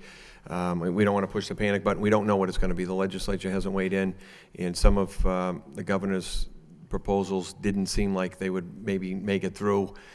So I'm not asking you to tell us what the budget's going to be, but just to, if you could keep us informed, if there's an increase in local aid for school, increase in school funding, but a decrease to local aid, some of the thoughts and what the impacts may be as we, especially now as we have our goals and priorities, hopefully finishing up as we can see how we're going to strategize. Thank you. Thank you. Any other, Councilor Mendonça? Yes, in analyzing the numbers, when I looked at the sheets, I noticed that the tuition assessment has gone down by $2 million to the city. And so when you prepare the report, if you could kind of provide an explanation on who does that impact the most, the city or the school department, and how it, because it may come out of, well, basically the state gives us Chapter 70, and then they assess us from students who don't go to our public schools, which is now in the vicinity, I think it was $10 million or so. But it's going to be reduced by $2 million according to the governor's budget. That means that's $2 million we get to keep. And just wondering who benefits the most, the city side or the school department side. if you would just provide that. And of course, we know that the governor's budget is just the beginning. Usually, the legislature's budget is the one that's much closer when we get the legislator and the Senate budgets once they work their way through. Usually the governor's budget just becomes history. So I think it's going to be a few more weeks before we really know where we stand. Mr. Manager? Councilman Donza really took the words right out of my mouth. It's very much a work in progress, and I think we need to watch it carefully. We need to, and I can assure you that Mr. Moses and I spend quite a bit of time each week going over the numbers as they come out and so on. But I think in terms of getting a response on this motion, it is going to take some time to fully understand what it all means. But we'll keep the council apprised of that as we move forward. Council Caulfield? The governor has a tough road to hoe. And during the campaign for governor, it was a well-known fact, the state has to cut or fine $1.5 billion. $1.5 billion. It's going to lay off state workers, close jails, and the big ACON, local aid. And it's going to get cut. There's no way of getting around it. And whether the legislature weighs in and tries to cut other areas, people are going to be affected by that $1.5 billion. Thank you. Any other discussion on both motions? Hearing none, all those in favor of both motions signify by saying aye. Opposed is to vote. Next motion by Councilor Broderick. City Council requests the city manager meet with all necessary parties to get a status of the Hamilton Canal project. Second by Councilor Martin. Councilor Broderick.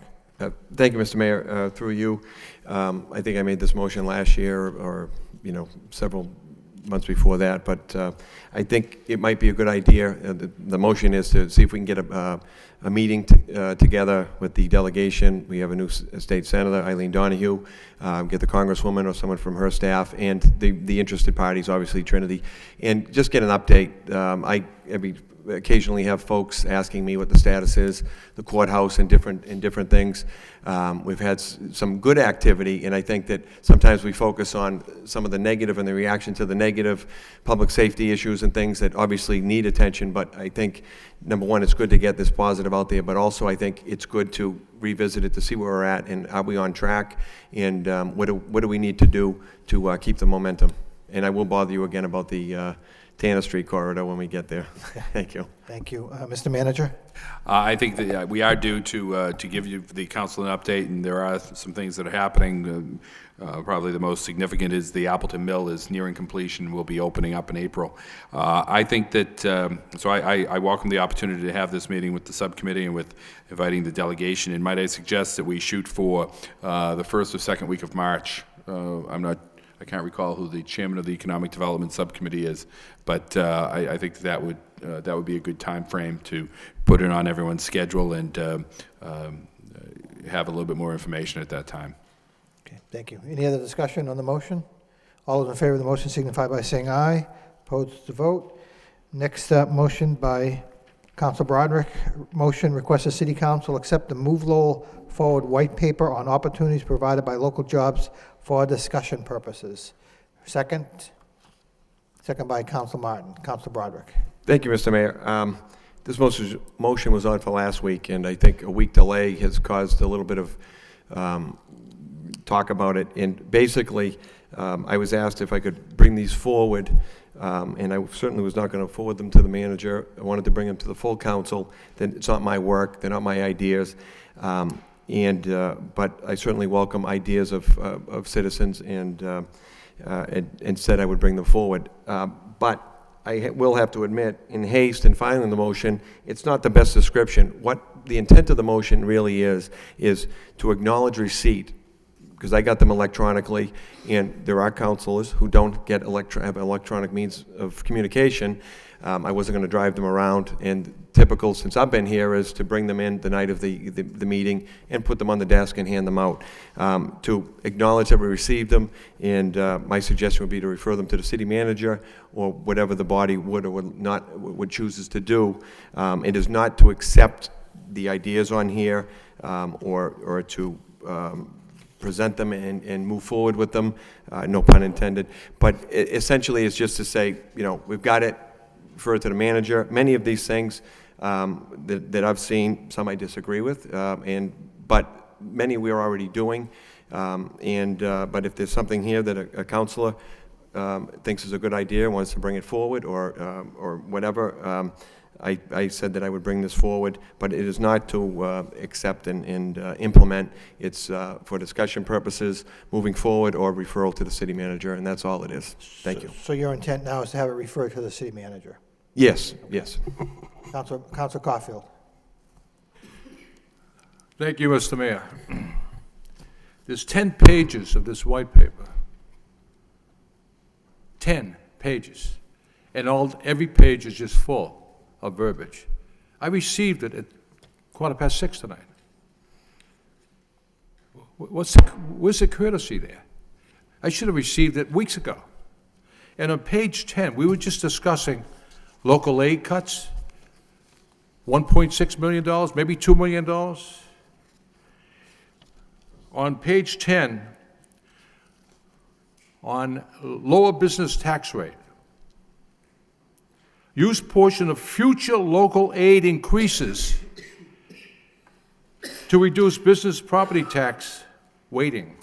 Now, are we saying that we're going to lower the business tax, which I'd love to do, and increase the property tax of residential owners? I don't know. There was no courtesy with this at all. Nothing. Nothing. And if it was that important, I should have received it weeks ago. Thank you. Councilor Mercia. Thank you, Mr. Mayor. First, let me just say that I'm one that believes that this microphone belongs to everyone. And having said that, I think that it's incumbent upon us to leave that open to anybody. However, I get a little skeptical when the people that want to use that have an agenda, and their agenda perhaps is to, be in campaign season, support certain people and have a biased opinion to begin with, and that in itself throws me off, because I don't know what the motive is. Maybe there is a motive, maybe there isn't. But having said that, I too feel like Councilor Caulfield that I guess we should have blogged into a website or tuned into a website or whatever. And I don't tell people that they should be watching this council meeting. So I take exception with someone saying, look into my website. I don't know. I think that this is the forum. This is where we pass out the papers. I think giving something in advance would have been nice, but someone did give me this. So I did take a look at it, and I welcome people's ideas because I've said it before. The best ideas that come to this council are coming from people that are regular residents in the city. It's not our ideas. We're bringing their message forward, and I don't mind doing that. I just feel when you have people that are actually moving Lowell forward in the form of, let's say, UTEC, they can't come up before us with ideas. To me, they're the real movers of the city of Lowell when they take the youth off the street and give them direction and guidance. That, to me, is moving Lowell forward. They don't come up with a position paper calling it a white paper. White, to me, means there's nothing on it, but that's a new fandangled term that I can't put my arms around. But when they come up before us and they have ideas, they're not coming with an opinion that they support some and they don't support others, but we want you to accept this as a fact, or whatever you want to do with it. And I know they have candidates night, but they don't take it upon themselves to say, oh, we support you, but we don't support you. So right then and there, I'm off on the wrong foot with a group that does that. But I will allow them to speak. That's fine. Doesn't mean I have to agree with them, but having looked at this paper, and on page 10, it does state that there are two sources of reference, and they quote the economy of cities from 1969. I think it's a little bit outdated, but maybe we could have probably used some of that, I don't know. But they don't tell me where their footnotes are. What are they quoting in these 10 pages that they're referencing this footnote? There's no footnotes in here. I see no references to, footnotes as to the references. So I don't know what is their idea, what is these two references, books that they're referring to, or what is the planning department doing? A lot of what they say is already being implemented, so I'm kind of taken aback by that.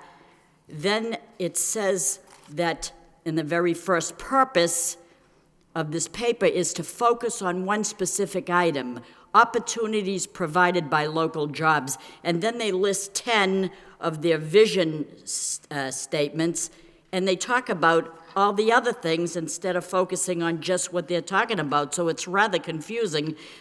Lower the business tax rate, they're saying. Lower the business tax rate is a wonderful thing. And who do we put this burden on to? The residents? Where are we getting the shift? Where is this coming from? I don't understand that. That would be like someone going to Haverhill and saying, gee, I just came from Haverhill. They don't have any parking meters there.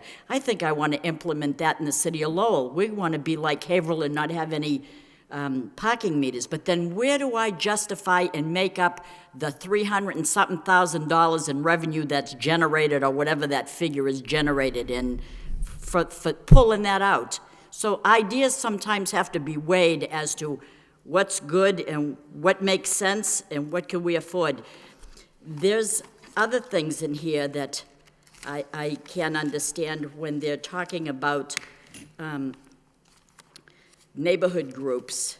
It says, there's a portion in here that talks about neighborhood groups and that they have to do more. I don't know how neighborhood groups can do more. I don't know how they can do more. I don't know how I can tell the Centerville people or the Pawtucketville people or the Lower Highland people, you have to do more. You have to, be more accountable. I don't understand how you can tell neighborhood groups to step it up a bit. I think they've done their fair share, and they're not getting anything for it in terms of a stipend or a salary, and they're doing it on their own time. I wouldn't have the audacity to tell them to step up and do more. I think they're doing enough.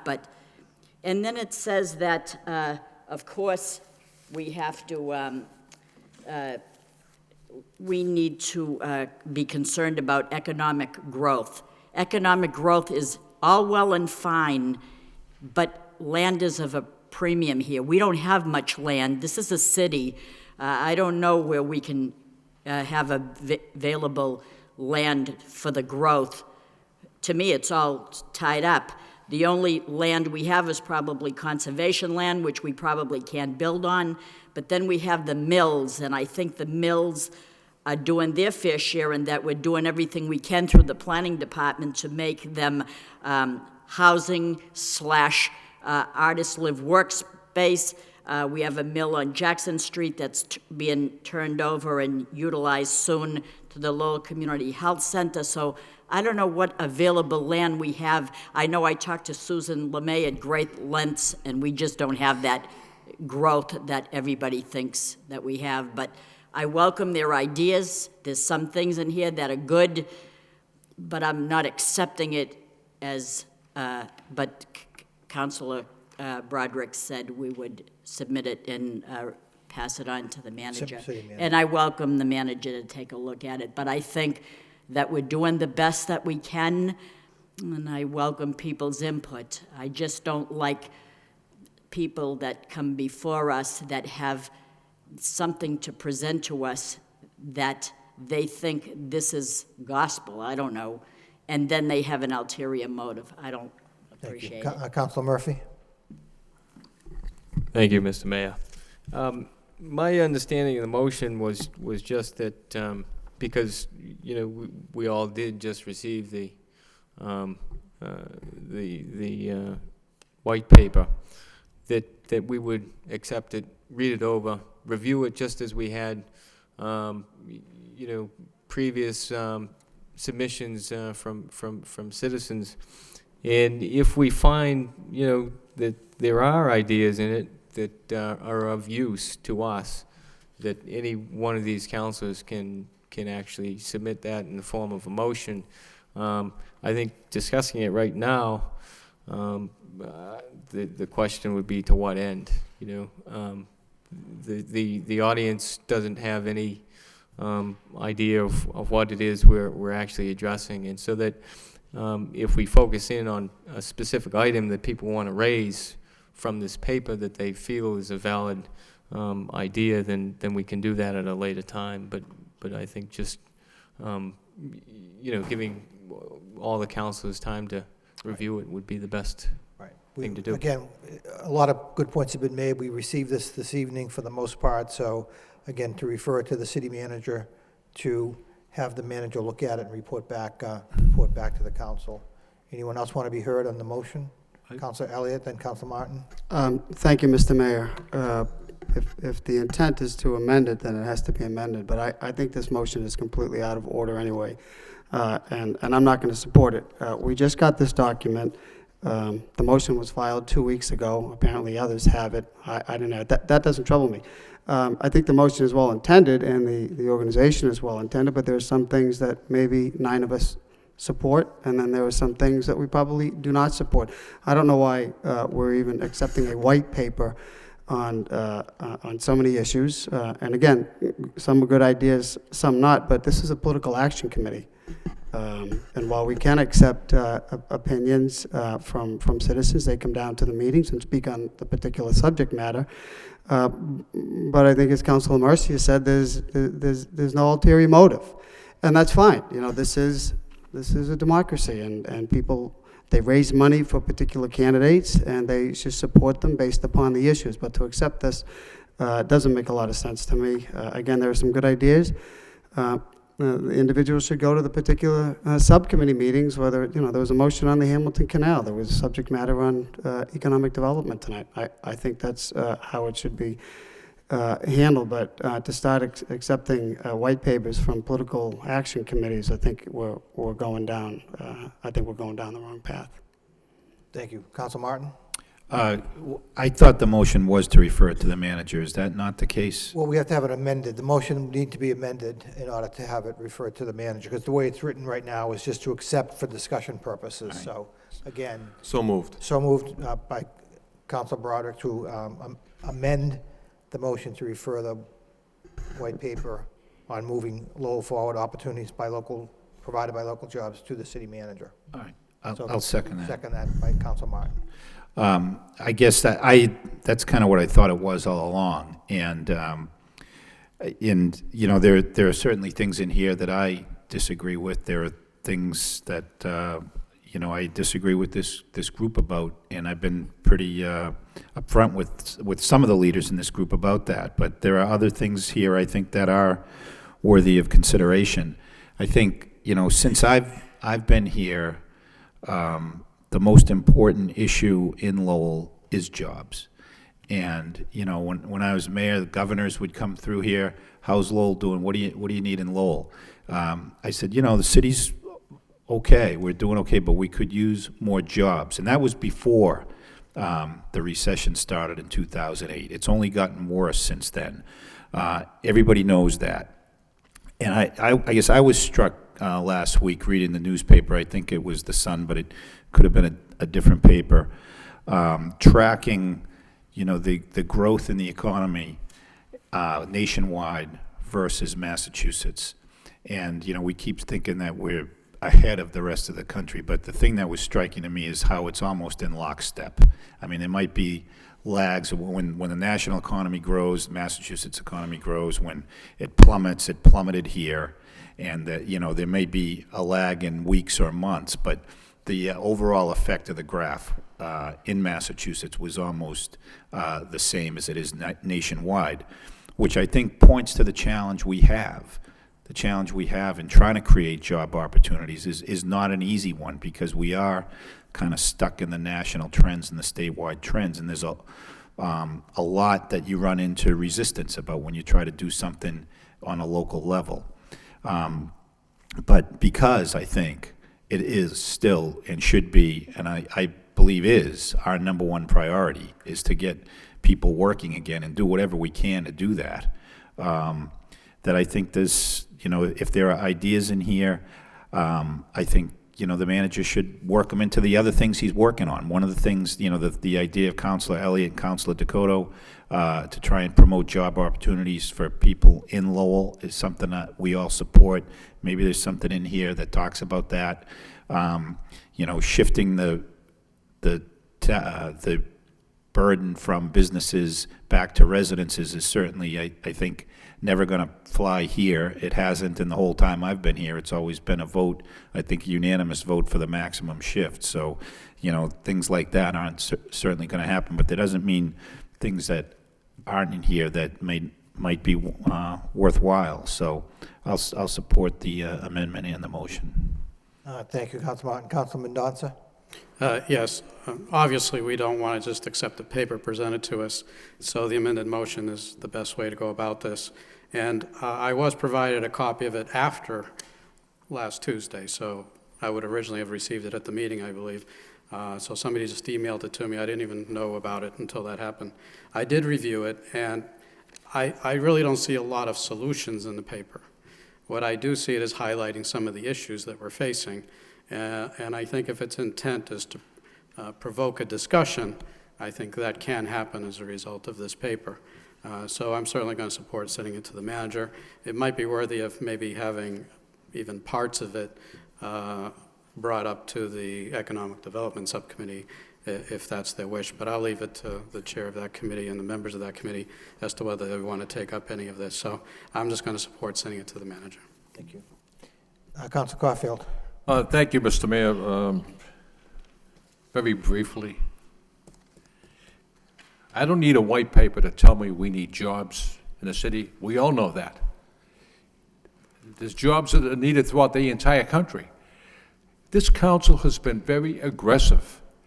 There's not, you can't name 5 cities in the state of Massachusetts that has construction going on like we have in Lowell, the Hamilton Canal. And that this council and councils in the past voted to make that happen. $270 million with the new schools. And 50% of our budget, Mr. Mayor, you know this and my colleagues know it, is derived from the state of Massachusetts. 15 minutes ago, we were just talking about the state cutting $1.5 billion out of their budget. The federal government's going to cut community development block grant funding. There is nothing we can do about that but tighten our belts. This council has been very aggressive for the last 25 years, making changes in the city, positive changes. I don't need a white paper to tell me what we should be doing. I don't think the manager needs it either. I would love to lower the commercial tax rate. But you know what happened, Mr. Mayor, if we did that? You know it as well as I do. There'd be more foreclosures, people moving out of this city. It's a catch-22. It's a double-edged sword. And I'm insulted by this. It's almost indicating this council needs a wake-up call. I don't need a wake-up call. I know what the city needs, and I've been working at it for years. Thank you, Councilor. I guess I would suggest a roll call vote on the motion as amended. Mr. Clerk? Councilor Dakota? Yes. Councilor Elliott? No. Councilor Martin? Yes. Councilor Mendonça? Yes. Councilor Mercia? Yes, as amended. Mayor Milonazo? Yes. Councilor Murphy? Yes. Councilor Broderick? Yes. Councilor Caulfield? No. Motion passes 7 yeas, 2 nays. Motion passes 7 yeas, 2 nays. Next motion by Councilor Murphy. Motion requests that the City Council entertain an effort to amend City Council Rule Number 12 to include electronic communication as an acceptable means of delivering council materials. Second by Councilor Elliott. Councilor Murphy.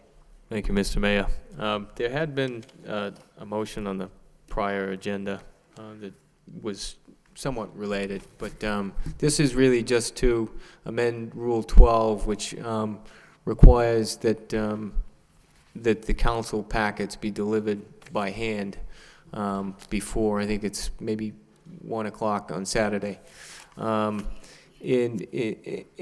certainly, you know, with everything else that's going on in the city, I personally don't need a police officer delivering, you know, the packet. And so if it can be done electronically, if we have the means to do that, then I would be happy to accept it that way.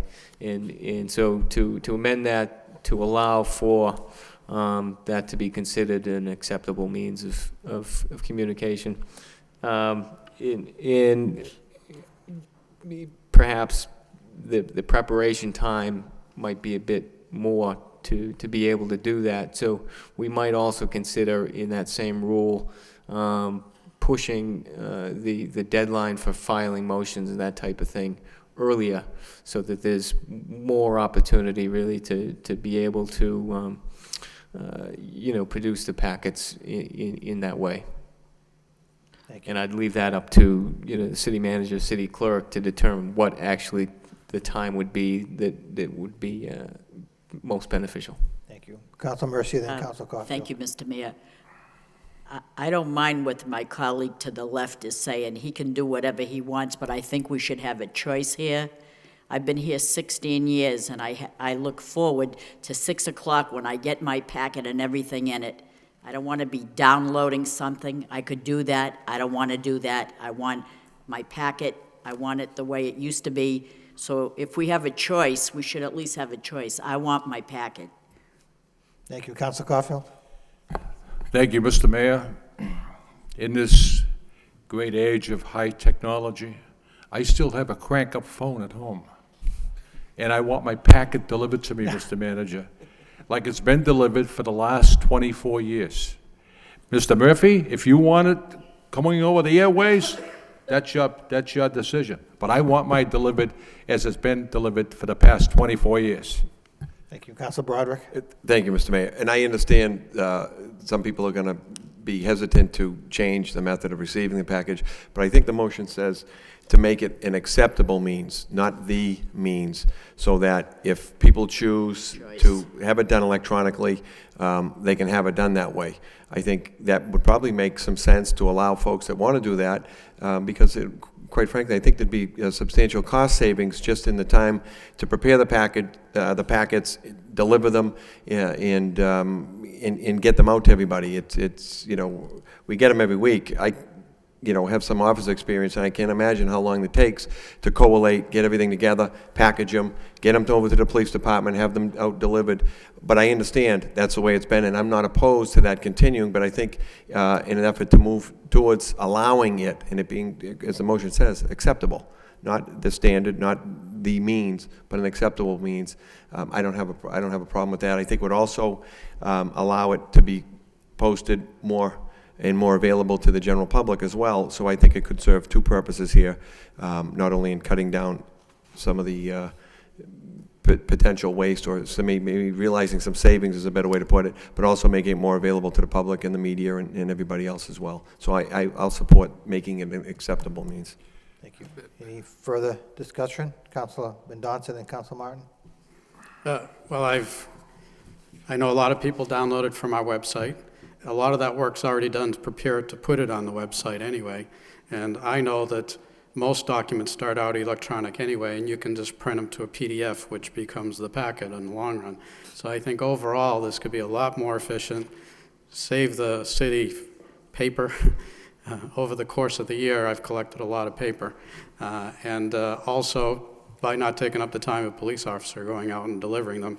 And also, another benefit could be that when it's sent out electronically through a distribution list, we all get it at the same time, roughly, and not what route a police officer needs to take to get around to everyone.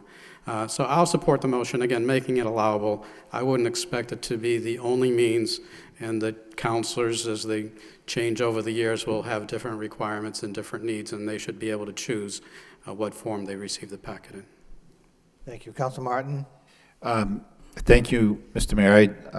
I support the motion. I don't have a question about that. But what I do have a question about is then, if you accept it electronically, can you bring it here electronically? You know, could you have a laptop on your desk? I think some cities and towns are going to that and allowing at least some selectmen, some towns. I don't know about cities, but you know, if you're going to accept it electronically, load it on a PDF, what's the point in printing it? And I guess I'd ask for the solicitor's guidance on that, not necessarily, you know, this moment, but if certain councilors are going to opt to do this, if we do that, you know, can you bring a computer into the chamber and access your documents that way? I mean, now you have the ability to communicate with people outside the meeting, and you know, it presents other issues. So, Okay, thank you. Mr. Manager? I don't want, there may be other councilors who want to speak to some of the issues here, but just a couple of points, specifically in response to Councilor Martin's question. There are a number of communities that, in fact, have moved to actually equipping councilor seats with laptops, and I believe the city of Somerville does that. We were actually looking at a piece of software that will improve the way we operate, called agenda.net, that does allow for loading up the documents onto, I believe it's onto Kindles. I would have preferred a different type of tablet, but that's the type that they use. I think it's also available through a laptop, though. So it is that's something we are moving forward on. Not so much to transmit documents electronically, although that's in there, but to better manage the documents that we do have, and the agendas and the follow-up and the minutes. So that's we're already moving on that. So I would think that would be allowable. The one comment that I would make, and I know that there was a motion on, and actually I had missed the meeting where there was some discussion about this. I know that there's one resident of the city. It was my motion. One resident of the city who has indicated a desire to have the document in an electronic fashion on Friday night. The way that the current system is set up, we spend the bulk of our time getting the packet out in hard copy version for 4 o'clock, 5 o'clock, so it can be delivered to the councilors. And that prevents us then from getting it done electronically Friday night. So that's become that was an issue that we had that we're still trying to deal with. One way around that is, as Councilor Murphy has indicated, because of the preparation time of doing this, if we could get the motions in a little bit earlier, rather than 2 o'clock, if the agenda could be printed out and ready to go. And I haven't spoken to the clerk about this, but if we could get that done at an earlier time, that would allow us then to get all the documents prepared, get them scanned or put in through PDF, and then sent out electronically, and conceivably they could be out the door by 4 o'clock or 4 o'clock or 5 o'clock. And that's certainly something we'd like to do. There is some savings. We could save thousands of dollars a year in paper, but again, we would leave that up to the council. But that would be helpful. Before I recognize Council Caulfield, does it make sense to have the motion be referred to the Rules Subcommittee? So moved. The City Solicitor? So moved by Councilor Elliott, second by Councilor Dakota. Council Caulfield. Thank you, Mr. Mayor. I withdrew that motion, Mr. Manager, because the clerk indicated to me that a solution has been formed, and that hard packet copy would be available at the police department at 6. That's fine. Right, and that's what we've done as a compromise. The particular resident prefers an electronic version, but we just can't get an electronic version out while we're in the middle of generating, 12 paper copies.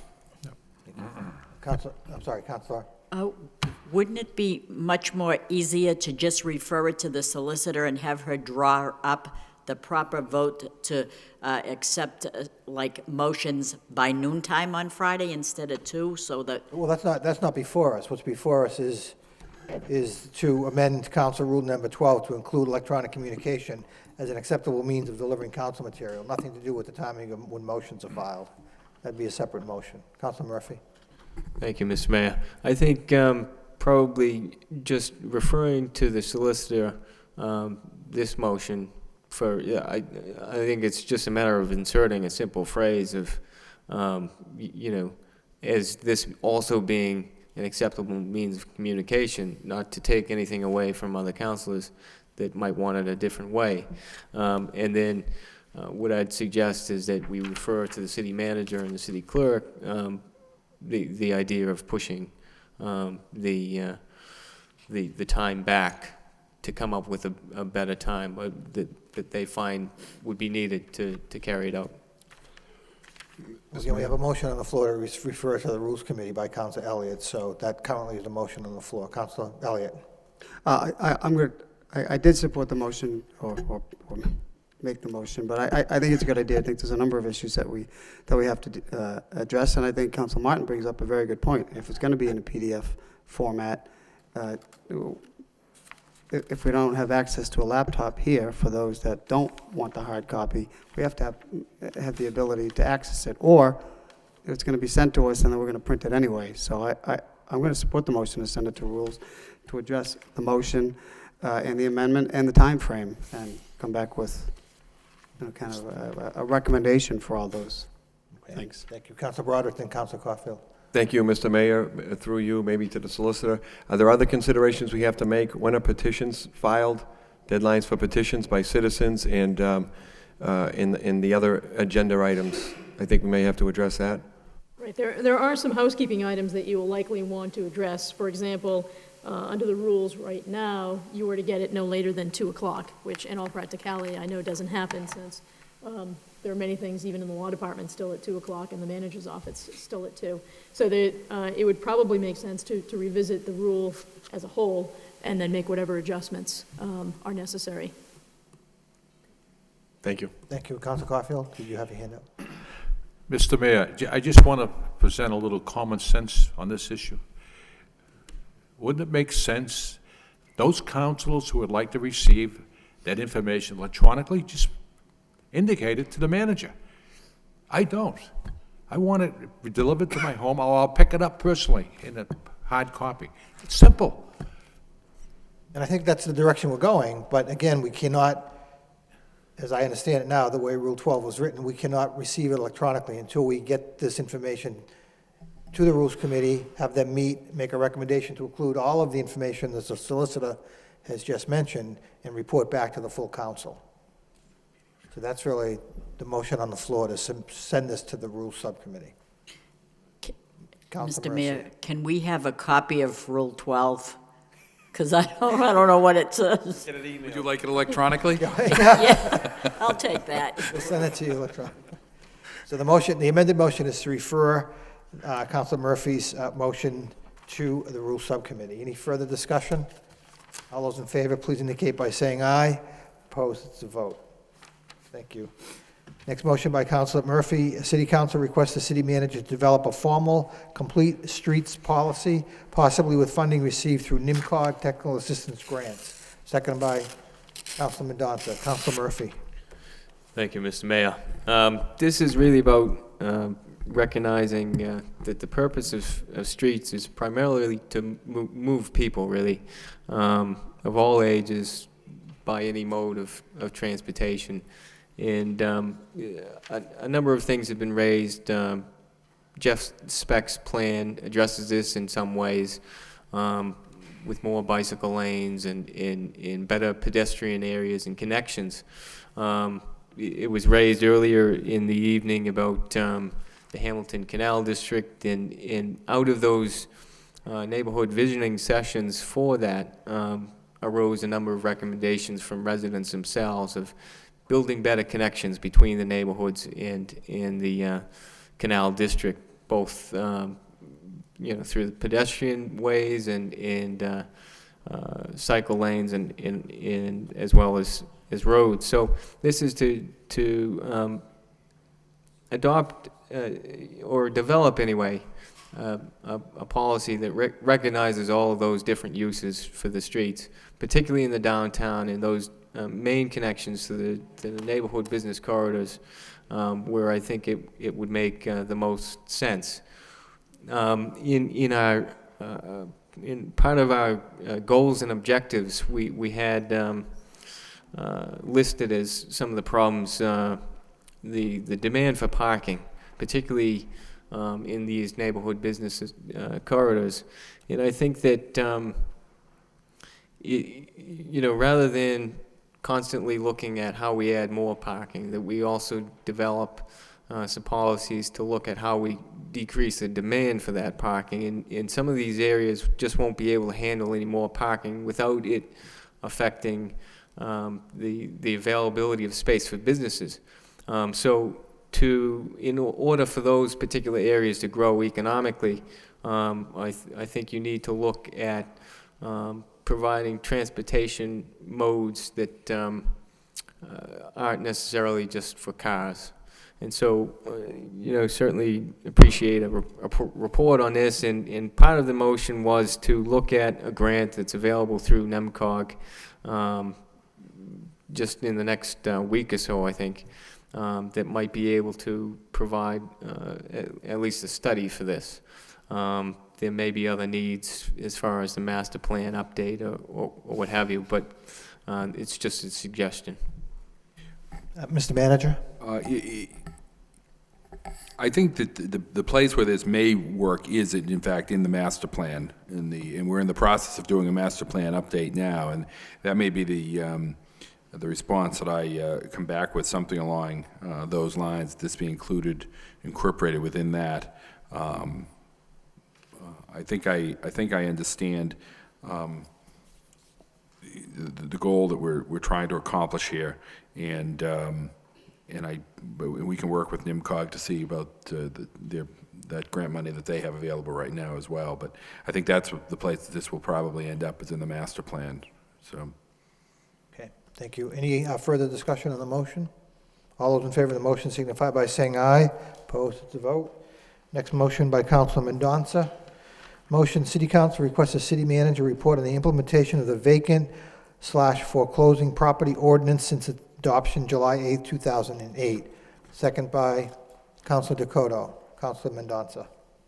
Yes, this was an ordinance that, as stated in the motion, was adopted in the middle of 2008. So we're about 2.5 years into it. And of course, it had a lag before it was actually went into effect of, I think, 90 days before it was actually to go into effect. Unfortunately, I personally believe that its implementation was hampered by the turmoil in inspectional services. And now that we've had the reorganization and moving forward, I think it can be better addressed and we can take better advantage of us. But I think it's time to take a look, now that it's been more than 2 years, of exactly what it has been done or what impact it has had as far as how many people have actually registered as a result of this, and the management's impression of what we can do going forward to really put some teeth into this, because I think there has been some public discussion and some numbers have been thrown around that seem too fantastic to me to be true, but there might be some nugget of truth in it. And so I do want to make sure that to the extent that there is any money owed to the city, at least going forward, that we do implement this ordinance and get the fees that we should be getting. Probably more importantly than the registration fees is the actual penalties for those that don't do it, because the whole intent of this is to make sure that the property is maintained and that there's somebody we can contact should that not be the case. And so we want to make sure that we start doing that, and hopefully we will now or soon have the resources and the development services to follow up. I know I've heard on the side that they're now working with the Registry of Deeds. They're getting the list of foreclosure notices so that they can send out notices to whoever is foreclosing to make sure that they know that they're supposed to register. And I think as that gets out there, that can improve. I've also heard, I think, that some of our revenues, in particular registrations from this coming in, was helping our revenues, so that there were a significant number of registrations going on, maybe not everyone that was ordering foreclosure was doing it. But in any case, I think it's time to get a report on where we stand. It doesn't have to be too extensive or take too much time. I think just get what historical data is available and see where maybe we are versus how many orders of foreclosures there were or how many vacant buildings there were. Thank you. Council Broderick. Thank you, Mr. Mayor. I think that's an excellent motion, and I think one of the keys to it, as Councilman Donson mentioned, is the revenue stream is important, obviously, but I think the enforcement part that will be the most beneficial, probably, in terms of helping out the neighborhoods and protecting our neighborhoods. That's one of the biggest, I think, complaints that we all get is the blighting properties and neighborhoods. And you know, it would be nice to increase our revenue, but I think the intent of the penalty is really to enforce our minimum standards and make sure that these neighborhoods aren't dragged down by vacant properties, as opposed to, you know, an income stream, you know, that we want to forecast our budget on. I have a concern with that, but I think it's a twofold thing, and you know, get the penalties, I think will get their attention, and I think it could, now with the revamping and inspectional services, be something that we should look at and hopefully improve and help the neighborhoods. So it's a good motion. I'm going to support it. Thank you.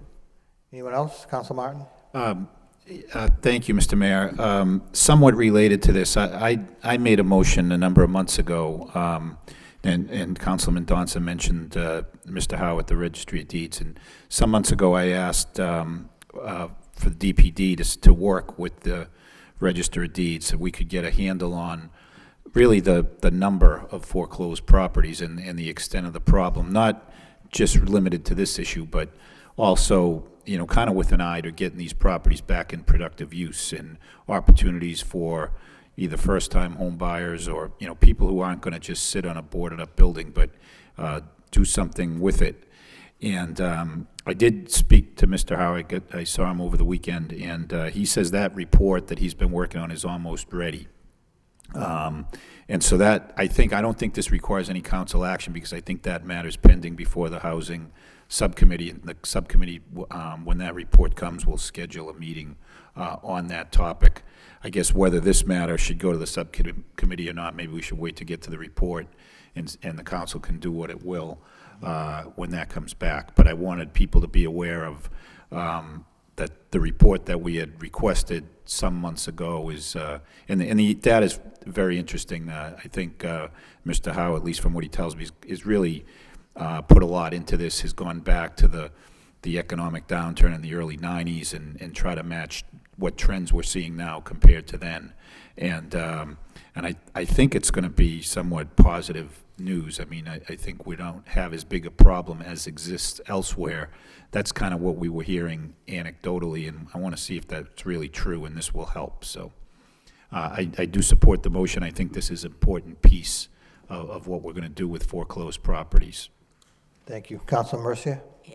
And in coordination with this motion, I think it's very important in this building that we have a department that bends over backwards to try to be accommodating to whether it be people, residential, or businesses that are coming into inspectional services that need permits for this, or you know, they're paying a fee for that. We need to make them knowledgeable in a way that we're willing to help them in any way that we can to make their goal met. And I think that's what we need to do. And I'm not saying it isn't being done. I don't know that, but I want a department that when people come in here, they're lost. They don't know what they need. They need permits. They have to pay for fees. I want them to know that this is the place they're coming, but we're going to help you and explain things and make it knowledgeable so that we're willing to help you in any way that we can. Okay. Thank That'll you. be half of the battle and make it nice for them. Mr. Manager? If I may, just to respond to a few different aspects of the discussion so far, and let me start with the last comments being made by Councilor Mercier. I think that that was certainly one of our goals. Really, our goals and the reorganization of inspectional services were designed around both increasing accountability, which goes to Councilman Don's original motion, but also making it much more user-friendly, which goes to Councilor Mercia's comments, that it is one-stop shopping now. You can walk in there, and anecdotally, certainly, the feedback we're getting from homeowners and business people doing work with the city is that they're finding the atmosphere and the service that they're getting out of the new consolidated Inspectional Services Division of DPD to be very user-friendly and very, really achieving our goals of helping people through the process, particularly those that are dealing with blighted properties. We had a meeting of I believe it was I can't recall now whether it was the neighborhood subcommittee or the housing subcommittee back about 2 months ago, where we talked a little bit about the vacant and foreclosing property and how we can sort of step up a little bit with the information we have with a receivership program. But I think that this motion is very timely in terms of getting the information out to the council as to where we stand with this ordinance. Councilor Mendonça is correct that the turmoil and the problems we were having in inspectional services and some other staff turnovers going back into 2008, 2009 did have an impact on our ability. Once we put this ordinance in place and then started its implementation, we were set back. We had a couple setbacks in moving forward with it.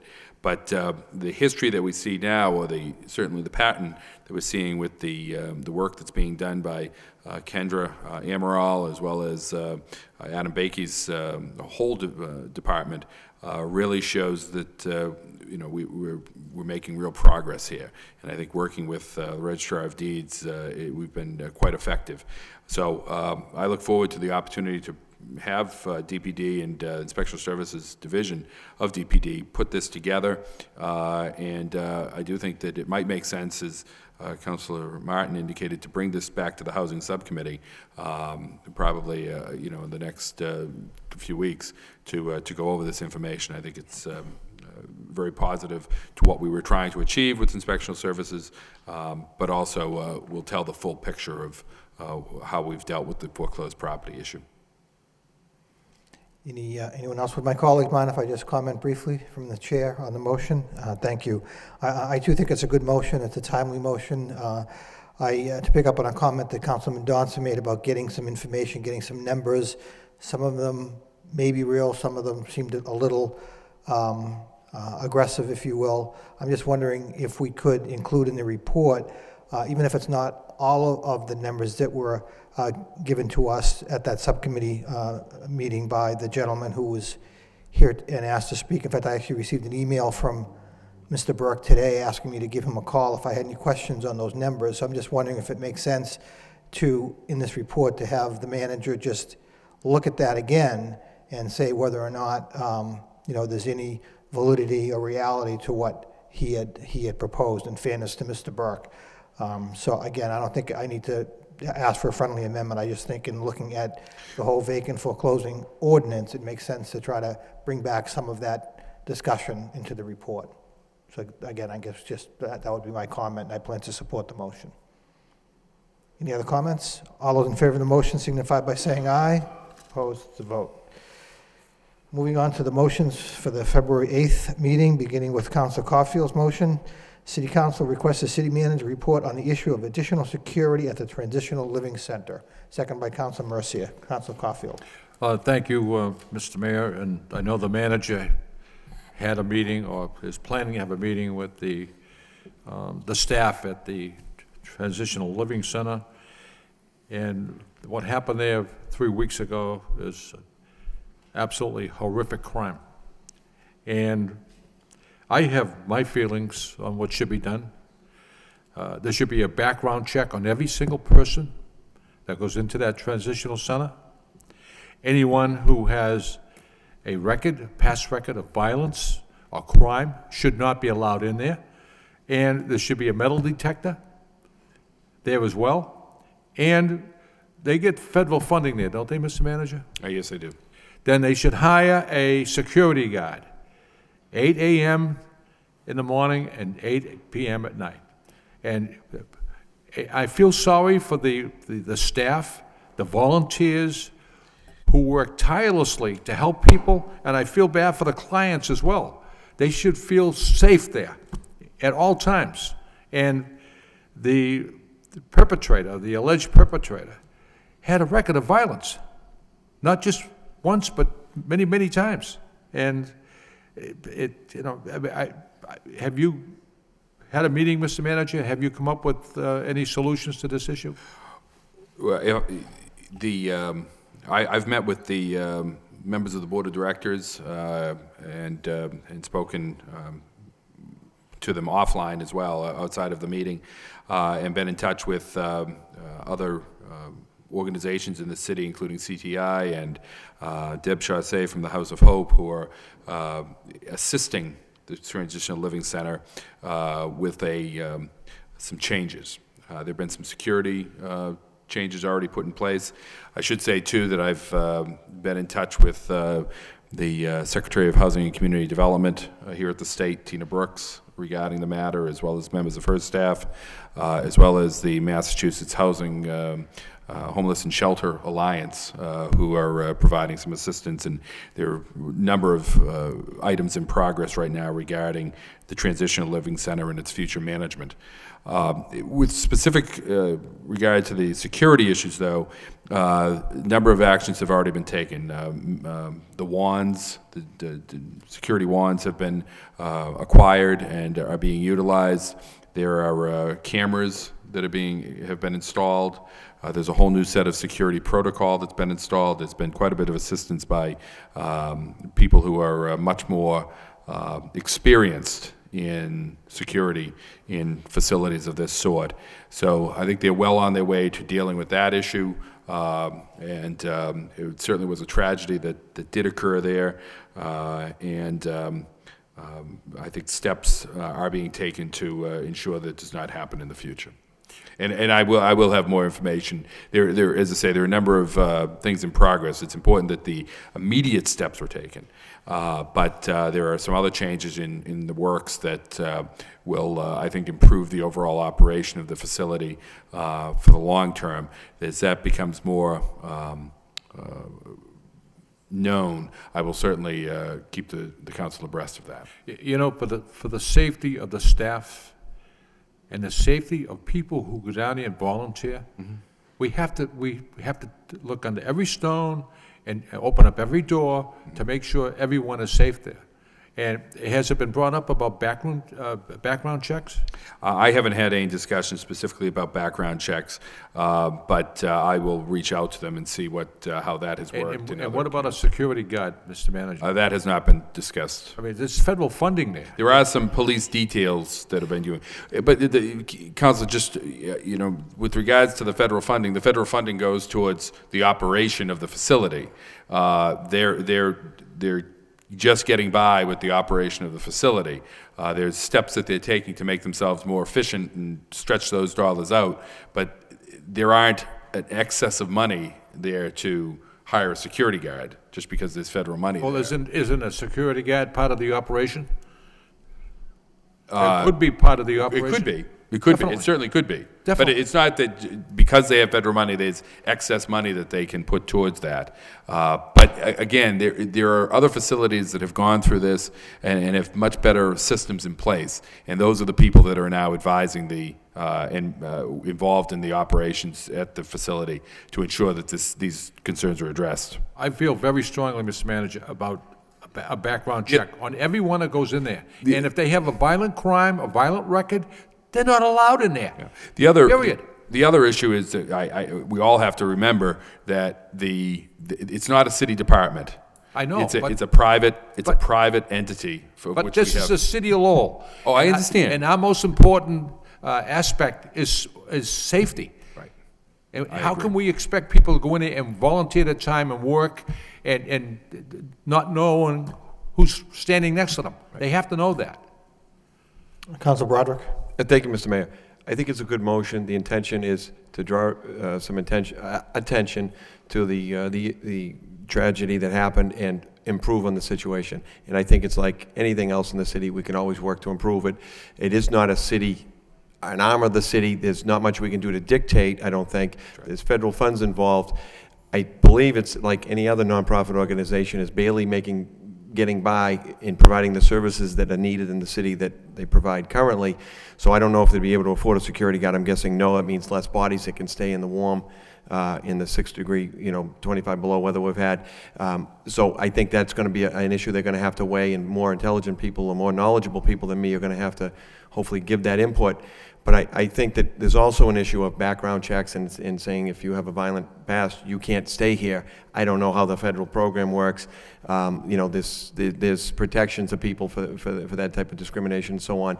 But I think the intent is, this is a well-intended motion, and these shelters, these transitional living centers coexist in much larger cities than Lowell, in smaller cities and communities as well.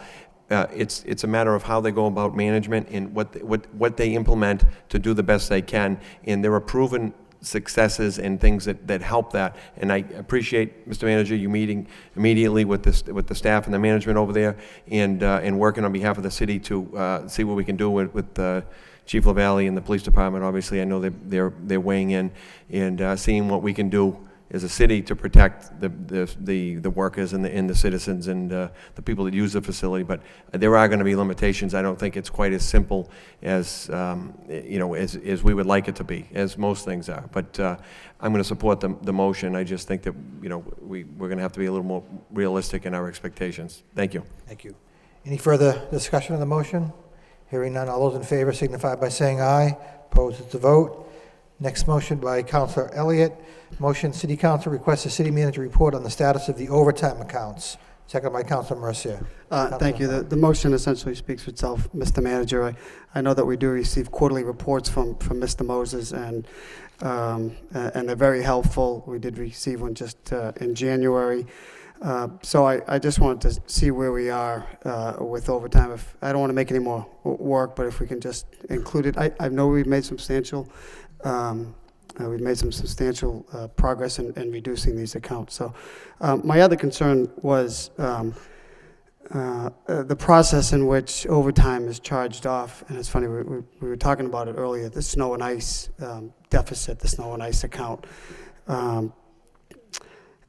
Who is that approved by? Is it approved by the Public Works Director? And I do know, and I think in the spirit of cooperation, we want, we have every available body, every available truck ready in person, ready to plow. But one of my concerns is, and it's come to my attention that at least one employee, and I hope it's just one employee, it was putting in a vacation day in one department and then going to plow for the Department of Public Works while on that vacation time. And I don't know if that's legal or not. To me, I believe it's double dipping, and it's not allowable by law. So I don't know who approves those hours. I'm presuming, DPW or someone in DPW director is approving those funds, but may not know that the individual put in a vacation day. But on top of that, I only know of one individual, and I'm just looking to see what the process is. Is there something in Munis, some macro that's written that would alert the payroll person to say, look, the vacation day being taken here, and then there's in this instance, I believe it was 24 hours of consistent, 24 hours in one period that was put in on the timesheet. So I don't know exactly what the process is and how can we address it, but I just want to try to be as efficient as we can. So that's twofold, I suppose. If we can get a report and find out exactly, how that's taken place and what we can do to prevent that from happening.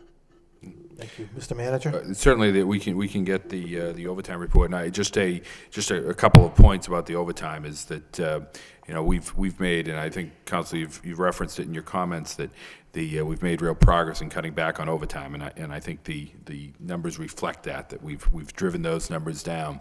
In some cases, as we indicated back when we met with the Public Safety Subcommittee, it makes sense to use overtime to address a problem as opposed to hiring more people, where you have to respond to specific events as opposed to having people on the clock all the time. So there is a certain amount of overtime that frankly makes sense, and I think we all understand that. With regards to the specifics on the snow and ice, I'll have to look into that. I'm not aware of that particular situation, but we'll check on that. I believe some new procedures, though, have already been put in place that the auditor and the CFO have been working on. Maybe the auditor would like to address that. Absolutely. That was one of our concerns, with departments just automatically charging overtime off to snow and ice. So what actually we did the week before last is we consolidated it all. It all goes through DPW. It funnels through DPW, so their foreman is signing off, the DPW director is signing off, then they enter the payroll. They send it to my office, we approve it, we proof it out. What we do is look at the timesheets for everybody for the entire week, so we don't have that crossover happening. So we've really tightened it up a lot.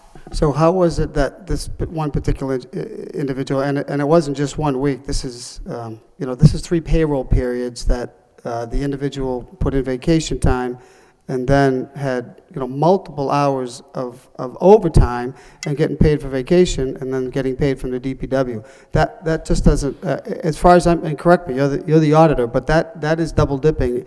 And I believe it's 268A, and you just can't do work for 2 departments. Absolutely, you can, it's all DPW. All the workers working snow and ice are DPW.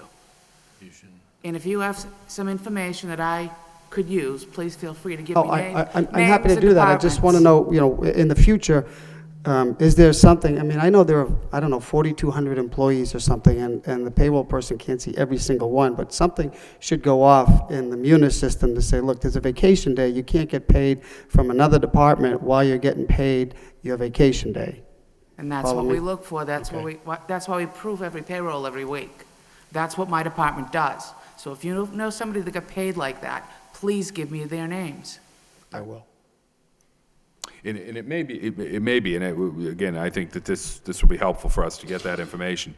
It may be a case, Ms. Moser and I were just talking up here, if someone takes a vacation day, but then works overtime at night, something of that, but working at the same time, getting vacation and working, that's a problem.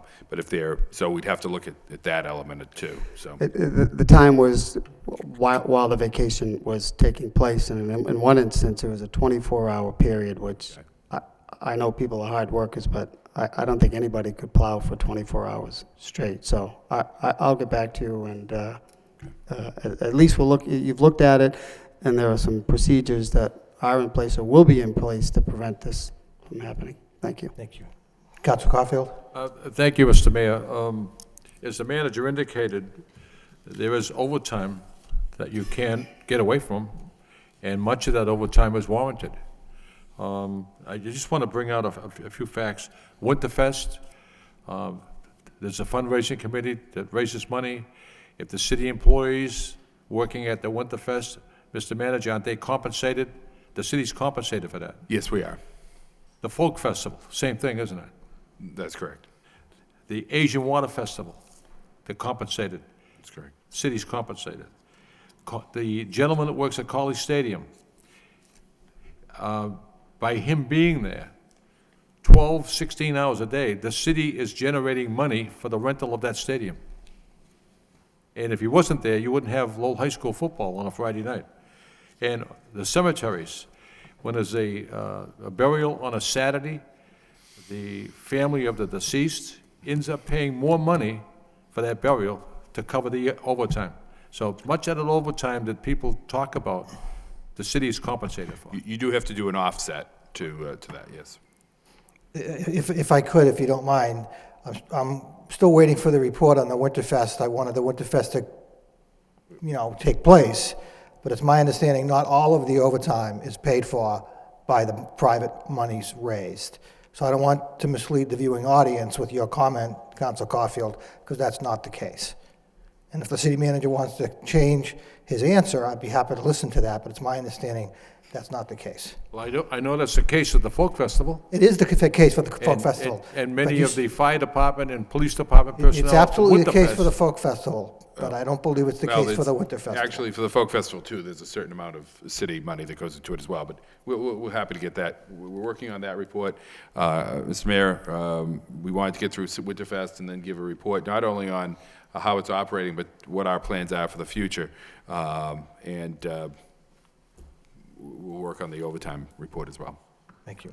Any other discussion of the motion? All those in favor of the motion signify by saying aye. Opposed to vote. Next motion by Councilor Dakota. Motion, City Council requests the city manager to update the City Council on the Citizens Emergency Response Training Program. Seconded by Councilor Caulfield. Councilor Dakota. Thank you, Mr. Mayor. Well, I think it's important to talk about emergencies before they happen, and I understand that there is going to be a revamping of this program, and so I would just like to get some information, let the public know if they want to participate, and help us strategize on how to handle emergencies if they come up. Thank you. Thank you. Any other discussion on the motion?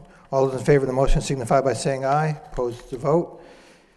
Next motion by Councilor Murphy. Motion, City Council requests the city manager to consider the reduction on certain building permit fees to incentivize the use of low-impact development practices. Second by Councilor Broderick. Councilor Murphy. Thank you, Mr. Mayor. Earlier this evening, we sent to a public hearing the potential or prospective building permit fee schedule. So in anticipation of this, I'm just asking that the city manager consider in terms of, it was mentioned earlier for the subcommittee meeting that we had about stormwater management and how we go about meeting the regulations that will come out of the next phase of the stormwater permits. And so I think it's better to get ahead of that and provide some financial incentive for homeowners and developers to do that now before it becomes too onerous for them to do it in the future. So to look at the feasibility of whether we can in fact incentivize that type of development. Thank you. Councilor Caulfield. Mr. Mayor, I'd like this referred to the Law Department for legal ruling. Do you want to put that in the form of a Motion, yeah. motion? Substitute motion by Councilor Caulfield to refer this motion to the Law Department for a ruling. Is there a second? Second by Councilor Mercia. Any further discussion on the substitute motion? Councilor Murphy? No. For what? We getting the ruling tonight? No, not tonight. We get it at the next meeting. Madam Solicitor, do you, Mr. Manager? Well, I would, if I may, I would, as we look at this issue, I can assure the council that we would consider the legal aspects of this as well. We wouldn't come forward without having the solicitor weigh in. How can you not have fees for one person and fees for another? Well, actually, the fee schedule that we have put forward already has some of that built into it. For instance, there are reductions for, or there are different fee schedules for instance, solar installations as opposed to other forms of systems that might go into a particular development. You can do that. I wouldn't, Councilor Murphy's, I'm not sure if you were looking to have this done for the public hearing next week. I would say let's move forward with that public hearing next week, but work on the feasibility of doing some things like this for further amendment or some policy changes that we could put in place. But certainly, as we look at the request that we consider built different building permit fees to incentivize low-impact development practices, we would certainly, there's be a policy objective there of having low-impact development, that you could have a different fee schedule, I would think. But we can, we would certainly look at the legal aspects of that. You have to. I mean, you can't discriminate. I mean, Well, you wouldn't be discriminating, because everyone would have the ability to have a low, and again, I'm giving a legal opinion here, and I typically don't do that in a meeting.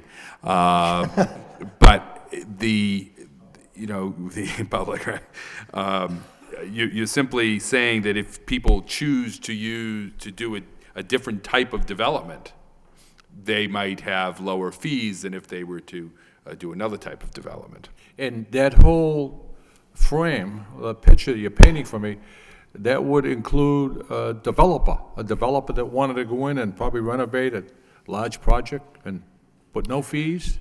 Well, I don't know if you'd say no fees, but there may be some incentive to, again, this would be something that we would have to do some work on, but we would come back with some ideas of, does this make sense? Is it feasible to provide an incentive for someone to, for instance, use a permeable, asphalt system that would benefit the community as a whole? Perhaps they should have a rate that's a permit rate that's a little bit less than someone who uses a. There's a public techniques hearing, what, February 17th? on Again, I don't want the, I fee don't. increases, and we're talking about eliminating. No, I don't want to confuse at this point the public hearing that's coming up for that with the ideas that we'll be working on in response to a motion if this is so approved.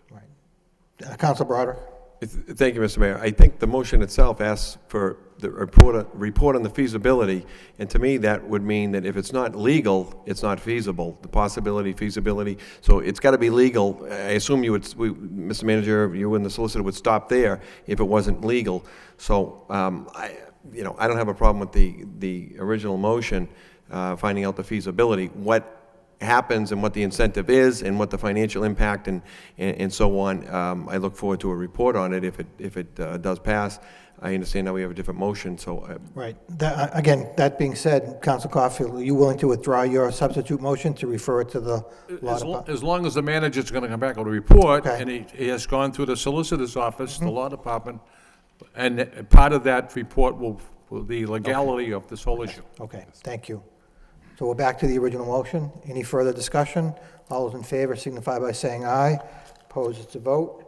Last motion of the evening by Council Murphy. Motion, City Council requests the City Manager and the Development Services Department draft a policy waiving certain permitting fees to incentivize purchase and redevelopment of blighted and abandoned properties to be owner-occupied in targeted areas.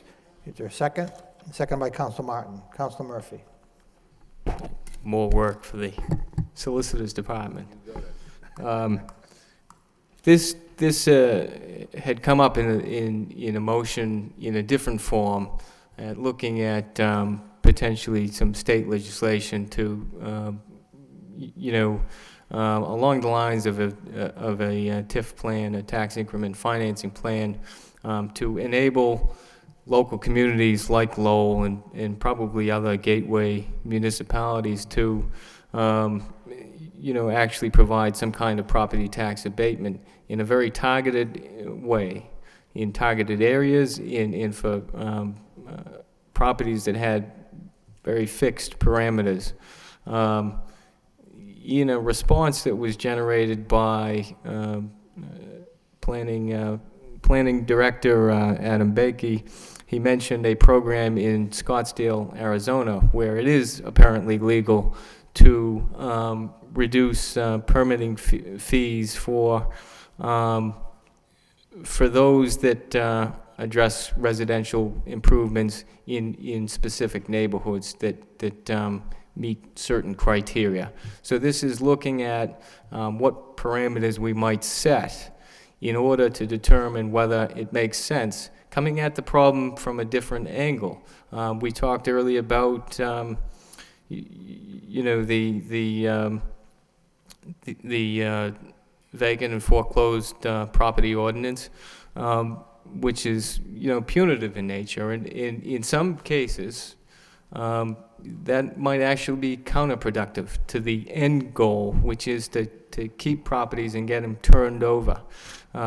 In this way, you can come at it from a different angle and address those properties that might not fall under that particular ordinance, but may work in this way that gets people interested in redeveloping the property so that it's not bringing down the neighborhoods. And so I think it's at least, worth looking into, and I'd appreciate that report as well. Thank you. Mr. Manager? Again, I think that there's certainly some merit to looking at this. I am happy to see the addition of the owner-occupied and targeted areas, because unfortunately many of the foreclosed properties that we see are in fact absentee landlords that bought them, that were foreclosed and are gone, and they're likely to be scooped up by other absentee landlords, and we certainly would want to incentivize that. So that was going to be one recommendation, if it is feasible to do that to start with. So I think that the addition of having the language that's in the motion of having it be owner-occupied makes sense. Council Caulfield. Thank you, Mr. Mayor. Once again, Mr. Manager, you're going to go through the law department. The solicitor come back with a legal ruling. I don't know how you're going to pull this off, because you're going to have half the city upset and the other half the city, developers and so forth. Hey, look what we got here. And you can't expect people to pay permit fees to remodel their home or fix their home, and on the other side of the coin, someone's doing it without any fees at all. It's a fine line here. Council Broderick? Thank you. I look forward to the report. I think that there may be a way that this is done that actually makes sense to the rest of the residents. In other words, you take a vacant, blighted property, and it's renovated now. It's going to increase in value. I assume we're going to continue to base our taxes on the value of the home, so we're going to recoup. We're going to get extra money or more money on taxes based on the value, and it's going to increase the value in the entire neighborhood. So there is definitely a positive to everybody else. It's not just a savings to some individuals. You're going to have owner-occupied homes, because that's part of this motion. And I think that adds a tremendous value to the neighborhood as well, as we've seen. Owner-occupied. I think it could be. Again, I don't have this information, so I'm not suggesting I support it. But I think we need to look at it, and I think it could be a potential win-win. It's not going to be the answer to all the problems in our neighborhoods, but it's just another potential solution that if we can pick up another percentage and take it off the blighted roll, if you will, and put it back on the tax roll as a owner-occupied property, I think we're going to have a lot of pleased residents. But at the same time, I understand Council Caulfield's concern that this has to make financial sense and not look like, it's arbitrary, or it's being more helpful to some folks and not others. So I assume that will all be in the report, but I think it could be potentially a win-win. Thank you. Council Caulfield. Mr. Mayor, just very briefly, I don't want to be a pessimist, but we do have contractors and developers who would love this idea. Come in and remodel dilapidated homes, which I would enjoy. They wouldn't have no permit fees, sell the property at a huge profit. And who's going to have egg in the face? Again, I don't think that's what we're looking to do. That's just my opinion. Owner-occupied, right? Owner-occupied. That would exclude developers? They could have general contractors, but not necessarily developers, and that's, I think, got to be part of the report. Any further discussion? Councilor Murphy. Just to further clarify, it's to look at what parameters might be put in place so that the program makes sense. Owner-occupied does mean that it's not just for developers that are coming in and then a quick turnover. You could put a parameter in place that you have to be in the home for a certain number of years. You could put another parameter in place where some of the money has to be paid back if you leave before a certain time. The motion is asking for what parameters might make sense for this program potentially to actually address a problem. Thank you. Thank you. Any further discussion on the motion? Hearing none, all those in favor of the motion signify by saying aye. Opposed, it's a vote.